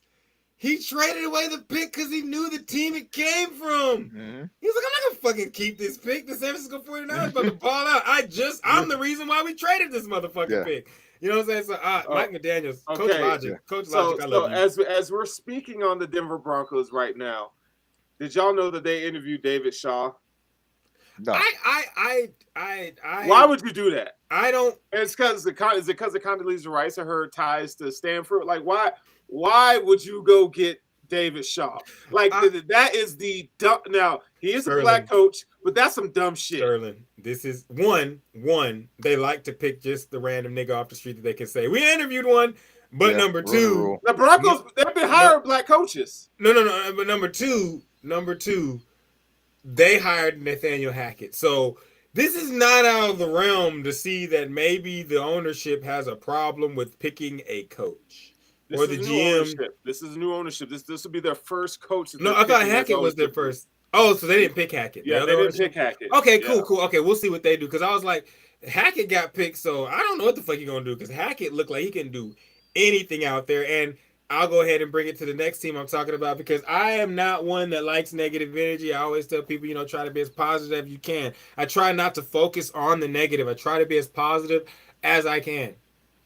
But Cliff Kingsbury, I was happy to get the fucking news that you have been fired, because as a person that watches Big 12 football, correct me if I'm wrong, because you couldn't even win a bowl game with Pat Mahomes.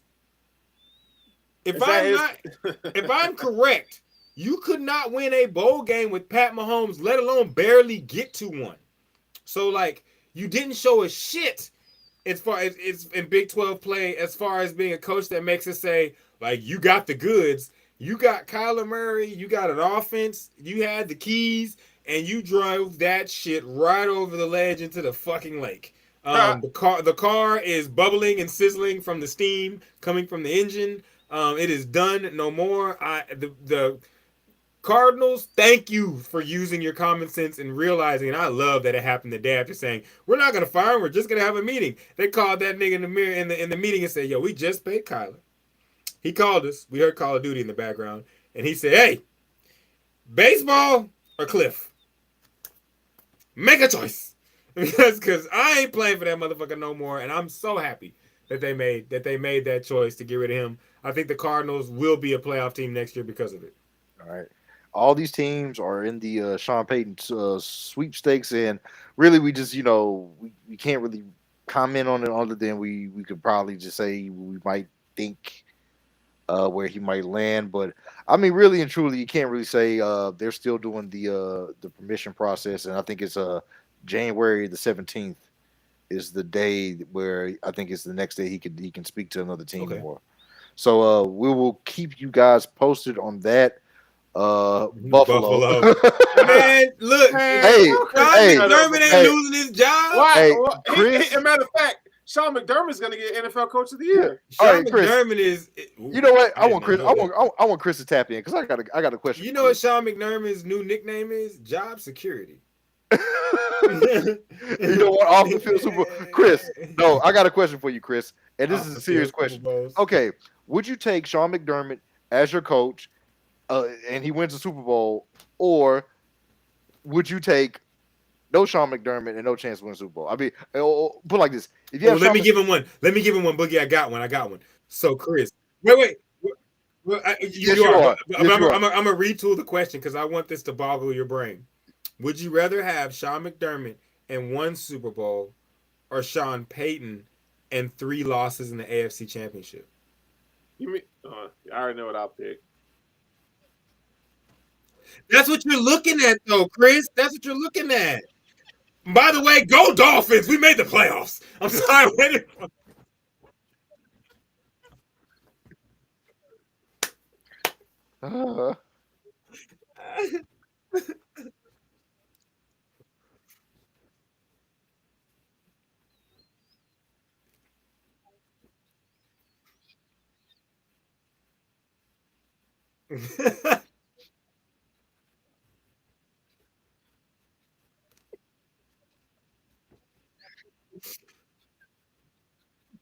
Yes. No respect. No respect. Yes. Oh, yes, get him.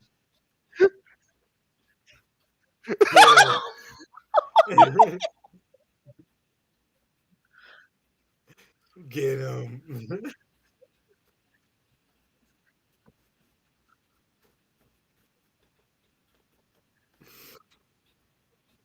Oh.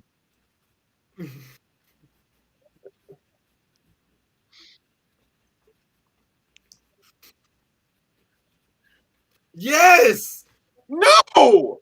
Yes. Yes. Oh. Yes.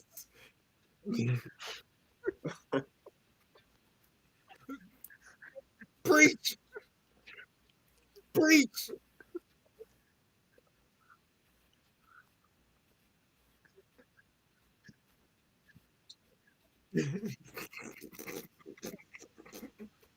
Fan him.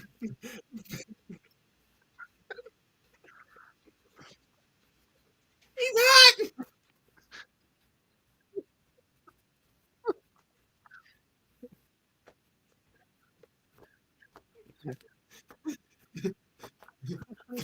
Throw in the towel.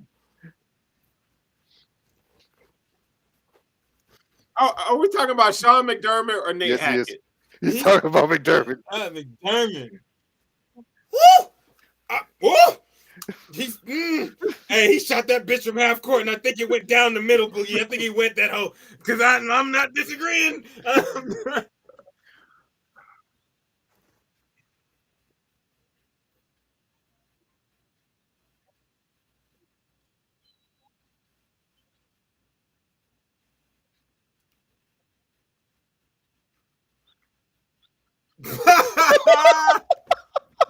Wow. Oh my Wow. God. Hey, everybody. Fucking Wow. That is our producer and the owner of Gratwick Podcast Network.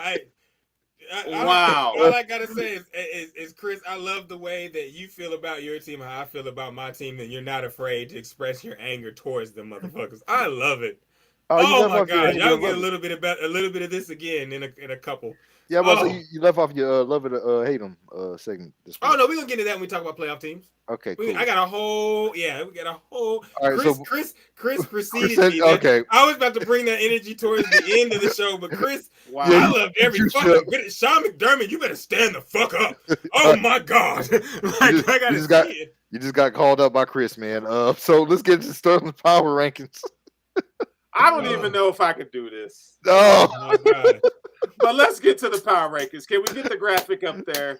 Chris, can you at least do that? It's fucking electric in this bitch. It's the sushi. Man, hit that subscribe, hit that like, and hit that bell. I'm hurt. I am hurt. So, and the Sports Sushi power rankings, these are the playoff power rankings. So, I got to put the Bucks here just because you got Tom Brady, and these guys, they're playing good football, right? I think when it comes to playoff time, I don't think that Tom Brady is a guy that you can count out.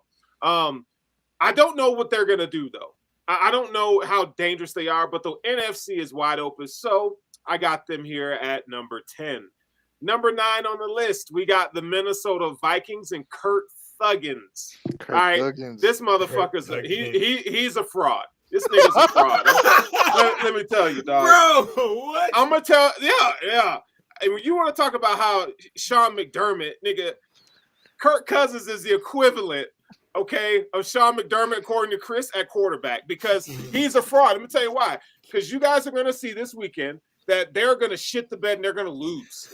The fucking Vikings are going to lose to the Giants. That's who they're playing, right? The Giants. Somebody fact check that for me. I'm going to fact check it. They're going to lose. They are. Daniel Jones, graham cracker ass Daniel Jones. They're going to lose. So I got the Vikings here. Although I love Justin Jefferson, I think their defense is just trash.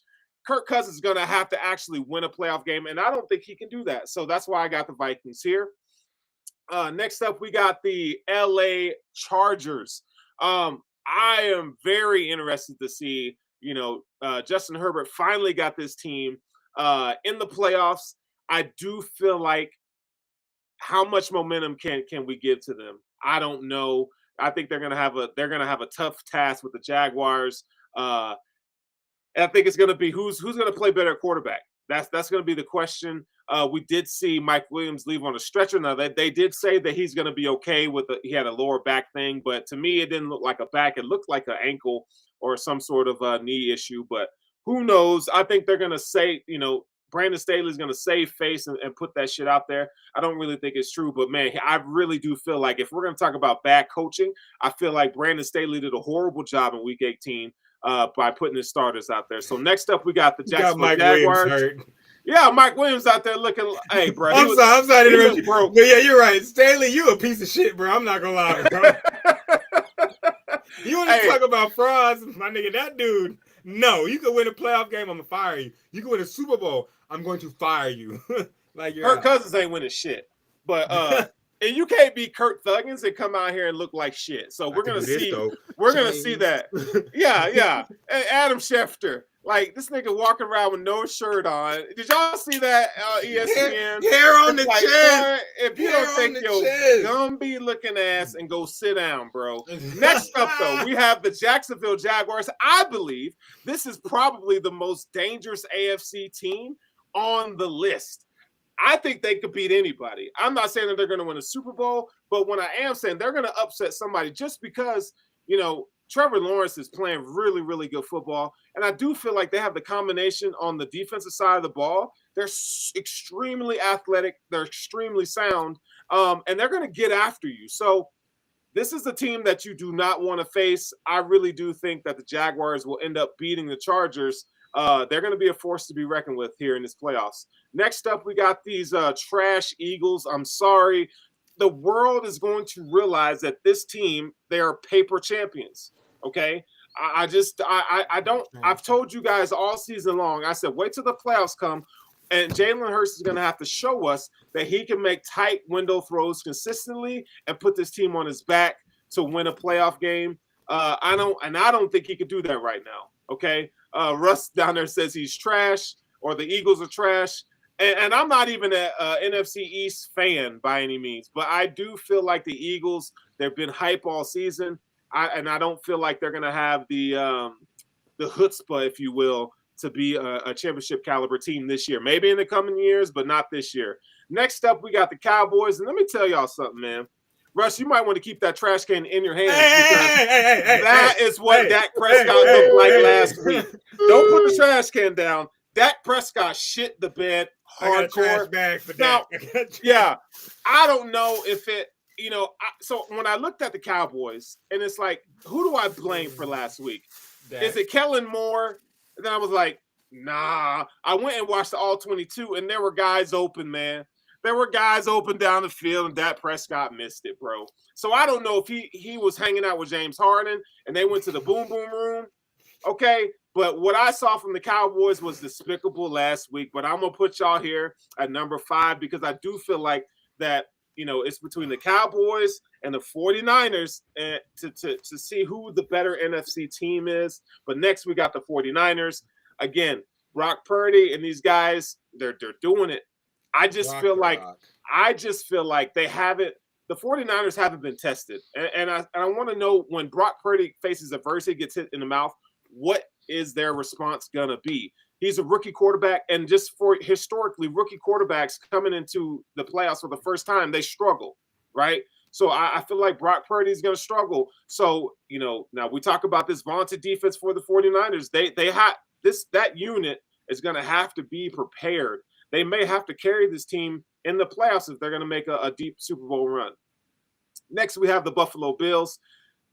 Listen, they did receive some good news. DeMar Hamlin he's headed home, but Micah Hyde coming off of IR along with Jamison Crowder, so they do have the 21-day window.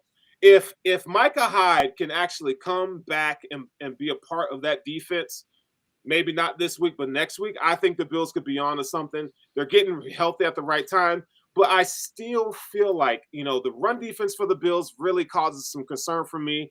And I feel like when you talk about coaching, I feel like they're not as sound at cornerback outside of Trey White that they need to be. And Trey White's coming off an injury, right? So, when you have guys like Kyrie Elam, and then you're going to throw in Christian Benford, I just think it's too much soft shell cover 2 defense in the back end, where I feel like I hope that they play more man zone or man coverage moving forward, but they really do have to shore up some things on defensive side of the ball. And next we got the Cincinnati Bengals. I feel like today that this is probably the best team in the AFC, but I have to look at Joe Burrow, and they can't run the ball. And they have a lot of injuries. And so that's why I have them at number 2. Can they get healthy at the right time? Can they catch lightning in the bottle? This is a team that has won 7 or 8 straight games. So you're going to have to give one up eventually, right? I don't think that they're going to win 8 and then go through the playoffs and just carry through. So they're gonna face some adversity here soon. I think, you know what, fate says that the Bills could probably beat them next week. And I know Chris will, if he could chime in, he will come in and say, hell no, that McDermott's gonna fucking blow it up and piss all down his leg. But right now, I would have to say the Bengals are number 2, and then number 1 is the Kansas City Chiefs. How fitting is it that you lose to the Bengals and the Bills, but you still get the number 1 seed? Ain't that some shit? So if that's not the epitome of white privilege, I don't know what it is. I'm just kidding, white people. I love white people. We're just joking. All right. So don't be coming here trying to cancel me. It's a joke. But all I'm saying is the Chiefs are the number 1 seed. I think Patrick Mahomes is probably going to win the MVP. Now, the thing with my concern with the Chiefs is now once everything tightens up in the playoffs, outside of Travis Kelce, who's going to step up and be that secondary target for Patrick Mahomes in this offense? Isaiah Pacheco's playing really well. George Karlaftis on the defensive side as a rookie has stepped up and done a really good job, but their secondary really, really is bad. They're really bad right now. And so, if the Chiefs are going to make a run, they're going to have to, be in a shootout in every game because that defense in the back end is really bad. So that is the Sports Sushi power rankings for the playoffs. All right.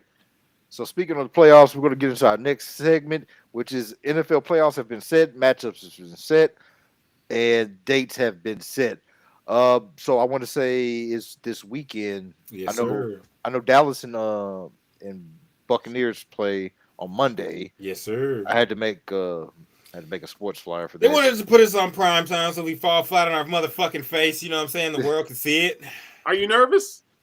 A little bit. You should be. I'm gonna need my chapstick. Y'all already beat them this year. No, he didn't. No, he didn't. Tom Brady's 7-0 versus us. Okay, y'all ready?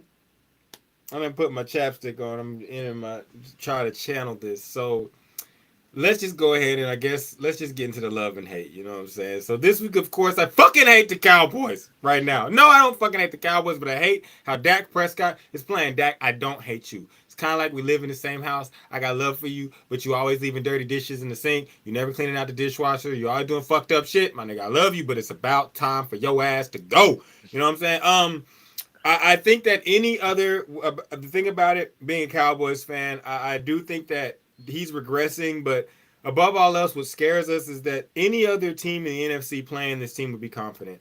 When you look at the Cowboys about to play them, this is the type of game we always fuck up. It's the thing that makes me hate us this week. I want to see us play to the level that we can. I mean, to point blank period, it's just like, stop playing to the level of your competition. You play down to the level of every competitor that the Cowboys play. You play down to their competition or up to it. Find your fucking level because it is the playoffs, and in the playoffs, you either win or you get your shit took. You know what I'm saying? Like, that's all it is. The winners win, and the losers just got their shit taken. For sure. Like, and so for the Cowboys, I just got a message, bro. Don't go in this bitch trying to win a fucking game. Go in this bitch trying to take that shit. Take their soul. Take the ball. Take the win. Take every motherfucking thing, because it's about goddamn time you wake the fuck up and realize that we're playing for more than something that just says, hey, I get paid. Our quarterback get paid $40 million a year. Our running back get paid damn near 20 or whatever the fuck he get paid. We got receivers. We got linebackers. We got the best linebacker in the motherfucking league. Before he started slowing down because he got nicked up, we were talking about he may be the best one of all time. I need the Cowboys to motherfucking focus. Like, do not play down to the level of the Tampa Bay Buccaneers. Do not do that shit this week. Tom Brady is 45 years old, and these niggas made the playoff by default. Let me get my inner Kirby Smart. You didn't work this hard for this shit, my nigga. You go beat they motherfucking ass. You are not another NFL team. These are nameless, red, and prudent faces, nigga. You go beat them niggas. It is not about nothing more than showing that the star on the side of that helmet means more than everything put together in Tampa Bay. Boogie, God you damn want it. to tell him? Do not fold. Go out there, Dak. Stand tall and slay your goddamn demons, boy. And you will be the king of football for the rest of your goddamn life. That's all the fuck I gotta say. And before I let this motherfucker roll out, I'm on my inner Deion Sanders and play my motherfucking music. Yeah, we finna Boogie, do you want to tell him? Because Russ sound defeated. My boy over here, it sounds like he knows the ass whooping is coming for him. I mean, and I feel for him. I feel for him. No, I'm motivating them. I really believe if they go up in the Dallas Cowboys, call me. I ain't scared, Chris. I voted for the Dolphins. You got to have some balls to do that. I am not scared. I am not scared. I am really sitting here saying, like, no, Dallas Cowboys, if you need me, I'll come in the locker room. We can play some boots and we can get it set it off. Like, y'all need to play this game. The Cowboys seem to approach every game as if the team they are playing is at the level that they are. And they're not. You lost 20. You know what? And I will say this to you, Sterling. Everybody in the world feels for the Cowboys only because it's the logo on the side of the helmet and what's been produced in the past years. This team should not fucking lose to the Bucs. Like, I'm not scared of the guys on the roster and how it looks. I'm scared of what the performance might be, but I'm going to sit here and stand tall and say, fuck all that shit. There's no time to be scared. It's time to stand the fuck up. Like, beat these niggas. The Buccaneers are trash. They are. The NFC South was trash.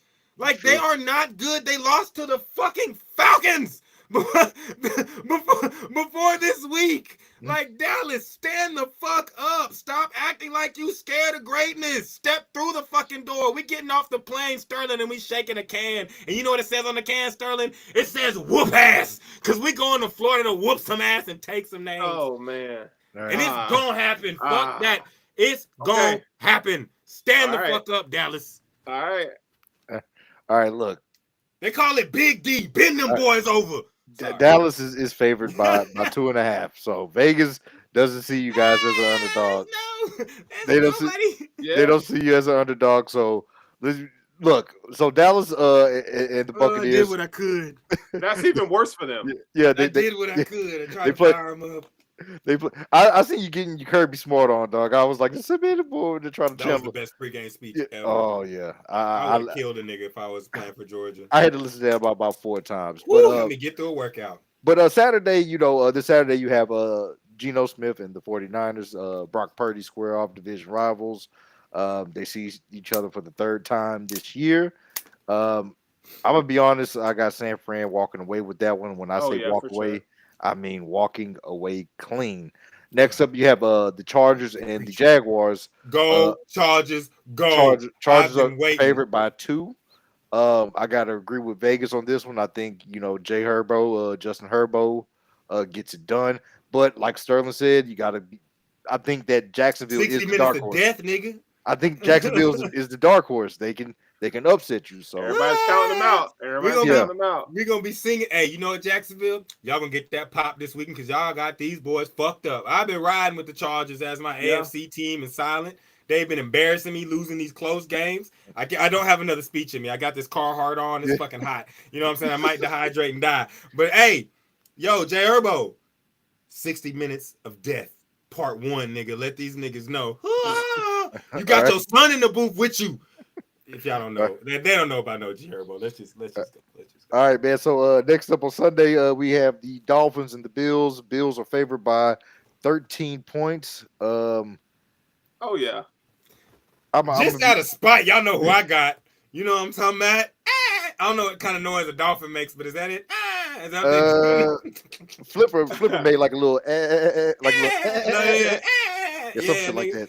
When y'all say touchdown, nah. Yeah. I still got the Bills. Bills are my Super Bowl pick, so I'm still riding with them. forever until there's no reason to ride with him. So that was my picks in the preseason. So I got to stay. Y'all know with this.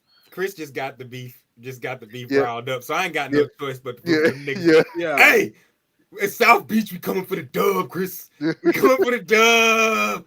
Tua, Waddle, Cool, not Hill, playing. Xavier. That's why I'm like Byron. the Bills are going to just walk I away know, with I this know. one. But you know what's it? Teddy got enough in him to make it a game. Skylar Thompson is starting. Just Wait, FYI. what happened to Teddy? He's still hurt? I thought he was Yeah, gonna make it back. he got a finger hurt or something like that. Like a broken hand or something like that. So My Skylar man, about to Skylar Thompson. If you let a quarterback named Skylar beat you, nigga, all y'all deserve he gonna shock the world. Nigga, shut up. He gonna shock You just worried You just worried about Monday. Skylar, Yeah, you just worried about Monday. Russ, I don't want to in hear you. nothing on Twitter from you this weekend. Just shut the hell up and just wait. Just wait. Because I tell you what, I'm going to tell you what. If you come unhinged on Twitter this weekend, I'm coming for that ass on Monday on every goddamn play. And I'm just letting you know right now. Hey, I deserve no mercy because if Skylar popped that top, y'all know y'all gonna see that Tina twerking me. Bruh, I'm like busting wide open. I'm gonna tell you, dog. You just better Skylar, I believe in you. Nobody else in America believes in you. But Skylar Thompson, go rock these niggas. And I believe Skylar Thompson went to Kansas State University. Here we go. Yeah. Right. Yeah. Am I right? Am I right? He Big 12, baby. We got Darren Sproles, and he's gonna rush for 200 yards. Yeah. Hey. All right. So the last two games is the Giants at the Vikings. Vikings are favored by 3 points. I mean, this could go either way. I'm going with the upset. I'm going with the Giants. Yeah. You said it go either way. All I heard was, man, I don't know about Kirk. Yeah, right. The rest of them niggas in purple, they pretty good. But Kirk, I'd rather have Dak Prescott than Kirk Cousins. They say Dak is the black Kirk. Well, shit, it's looking like it because both them teams is playing against inferior opponents, but everybody's looking at that team. I don't know. I think that the Vikings will win. I actually think the Vikings will win in convincing fashion. I just think that there will come a time in the next round where we see, the real Kirk Cousins stand up. And that's really, and it's not, I mean, it is him, but it's just when they don't have play action working, he sucks. Okay. And so I do think that versus the Giants, they'll get the job done. I do think so. But the Giants are not a bad team, but I do think that the Vikings will take care of business. All right. Last game, it will be the Baltimore Ravens versus the Cincinnati Bengals. Ooh. Cincinnati. I got Cincinnati. All the way, right. Is Jackson back? He not playing. No. Yeah, he said, "Fuck them niggas." Like quarterback. Everybody out there that's wondering what's going on with Lamar Jackson. Yeah, I told you, give me my motherfucking money. Now you're in the playoffs, and I ain't playing. Deal. Bengals by a lot. What did they used to say back in the day, guys? What's the score? A lot to a little. A lot to a little. They about to whoop their ass. Their quarterback, heart and soul, is not playing in Baltimore, and he looks like he ain't never gonna play there again. Give me the Bengals trying to go on another run. But I do agree with you, Sterling. I do think it's very hard to win like 7, 8 in a row and just keep that up. You're talking about winning what? Now they'd have to win a Super Bowl. They'd need 12 games in a row. Yeah, that's really hard to do. Yeah. So let's go ahead and get through these last couple segments. We're going to go, since we covered the NFL playoffs, who has the best hands in the NFL as a wide receiver, giving back to our wide receiver subjects here. Let's start with you, Sterling. Devontae Adams. He's wide receiver 1 to me. Is it this year or? I mean, I want to talk about not all time, but I mean, is it this year? Yeah. Just recent this year. Yeah, even though the production may not be where we're accustomed to seeing, because the Raiders are a fucking train wreck. But Devontae Adams, man, is still wide receiver 1. Okay, Sterling. Let me tweak the question for you. Okay, let me set the scenario. Okay, in this particular scenario, wide receivers can catch bullets. Okay, so it's you on one end of the room, a guy with a gun, and your receiver of your choosing standing in the middle. He has to catch this bullet to save your life. Who's the guy that you pick? I got mine. Devontae Adams, dog. All right, cool. or George Pickens. That's he has very good hands, but the guy I'm gonna name did not have. I don't give a fuck what his year is like. If the scenario Boogie gave me, I want D Hop. D Hop got great hands. D Hop has the best hands in the NFL for the past 10 years. Devontae give him a run, bro. Best. Devontae. D Hop. And I got another one though. I got another one that's not high on the list, but his hands are ridiculous, and that's Mike Williams. Mike Evans too, but Mike Williams is crazy. Mike Williams from the Chargers, yes, he's fucking nuts, bruh. Like he's on, but Clemson wide receivers seem to have these sticky hands. Like it's ridiculous. They have long fingers and shit, but like it's crazy, bro. But give me D Hop even with his injuries. I love the Devontae Adams one. I want to get a second one in just because you got two, so I feel like you're outdoing me if I don't get a second one in. I'll actually go with I'll actually go with your guy in Buffalo. Give me Diggs. He's gonna catch that shit. But because I'm gonna when we get to my play, I'm gonna show y'all a little Diggs action. Okay. So yeah. All right, so let's go ahead and get on to catch of the year. Ooh. All right, so it was a lot of catches, a lot of big catches this season. I got mine. So I know it. So what you got, Rusty? Over here? Jetta's 4th and 18. Don't fucking stop. Yeah. Stop. Yeah. Jetta's got it. 4th and 18. That catch included everything you need to be a perfect catch, except it wasn't for a score. That's the only. Might as well be because that's what won the game. Yeah, it might as well be. But I'm just saying, like everything you look for, clutch, time. Yep. The throw was not perfect from a trash quarterback. Yep. It was all, and he jumped up on what, 2 defenders? Yep. Yeah. Snagged it. For me. Yeah. That's it. We're all sports fans, but y'all know after you watch sports for so long, when you're young, everything makes you go, oh yeah. But when you're older, you're just like, good shit. But that actually made me stand up and say, oh shit, that nigga got something going. Like. No, we're not. No, Chris, stop. It's a playoff time, and you're bringing bad juju to the Bills, so stop that shit. Now, I do want to say you got to throw George Pickens' catch in there. You do. That catch was amazing. George Pickens had another one that didn't result in a win, but on the Steelers, Deontay Johnson, I think it was like week 2 or 3, he had a nasty 3rd down and long on the sidelines. Motherfucker caught that bitch over like one dude's shoulder, one-handed. Yeah. Oh, it was the one. If you seen on YouTube, yeah, I had to. Oh, if you seen it, shout out to Jeff Saturday. If you seen it, it's the one where he caught it and he got so fucking live that that Mike Tomlin was like, "Yo, chill out." But Mike Tomlin was live, so he was just like, "Let me bump you to the side," because that catch was, ooh. CeeDee Lamb's had a couple, a couple ones, but I'd have to say, give me Jetta's. I think Jamar Chase had one this year as well. That was stupid in the end zone. Yeah, I'm not mistaken. I think Jetta's got it, man. But Jetta's got it for me. Yeah. That's the one that stands out the whole year. That catch is one that just sticks. I think it's up there with the Odell. Yeah, it is. Facts. It definitely up there. It is.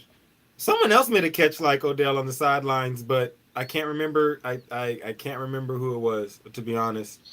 So it's not as important, but I remember someone this season did, but fuck it. Sorry, bro. All right, so let's go on. Let's talk about who is wide receiver 1. Who is the number 1 guy, the top guy, top wideout in the NFL? Devontae Adams, dog. I mean, you can't cover him. He's the best route runner in the league too. He just has Derek Carr. He is unreal. That. Go ahead. No, he just with Kurt Thuggin's little brother. I have and Ghost. Don't fuck with me, Ghost. I got Jettas. Give me Justin Jefferson 7 out of 7 days out the week. I think he is the best receiver in the league, and I think he's going to be the best one going forward. Just like you said about Hopkins, you can't cover this guy. Whenever he does have situations where he has, like he did, less catches, he doesn't get the ball, we all look at who? Kirk Cousins and the way the offense was run. So it's not. So I don't think. I just think that Jettis is the complete package. I think he's the best receiver in the NFL, bar none. If I had a team with no other players on it, and they said you could pick a receiver to start your team, and you have to pick a receiver to start your team, you have no other players, no quarterback, no nothing. Give me Jettis all day. But y'all know I've been a fan of his since he came out of college. So he's always been the guy I've rocked with as far as the young receivers. All right. And old ones. He's better than all of them, bro. He's nice as fuck. Okay, so all right, so let's go ahead and get on to Sterling's play of the week. What do we got? Yeah, let's do this thing, man. So, all right. Here we go. So this is let me.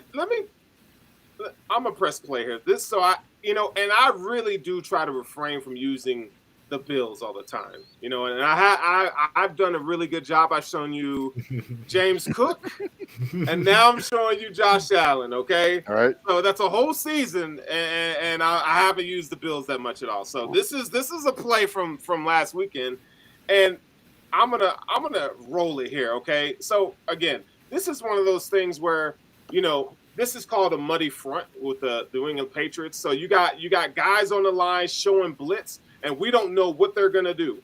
Okay, so you see 1, 2, 3, 4, 5, 6, 7 guys, and then you got all these guys in the back half in coverage, right? So as a quarterback, you're thinking this is definitely it appears to be a zone coverage, but they're sending the house, right? So who's your hot? These are things that are going through a quarterback's mind. Notice where Josh Allen is standing. He is on the right hash, okay? And when I let this play roll, you're going to see what happens here. Okay, right here. Now, so they showed a muddy front, and they only rushed 4, okay? So Josh Allen sees that post-snap, all right? So look, I want you guys to take a look at Stephon Diggs at the very top of your screen in blue. Okay, so you have this cornerback in a trail technique, and watch what Stephon Diggs does to set this man up. Okay, so he, 27 tries to give him a little push here. Okay, so now he's running an out and up. So look at 31's hips. So now, Stephon Diggs knows I got you. You opened your hips to the inside. Now watch this. Look, got him. Now.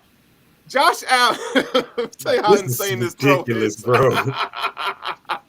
Josh Allen fucking launches this ball, okay? And watch Stephon Diggs.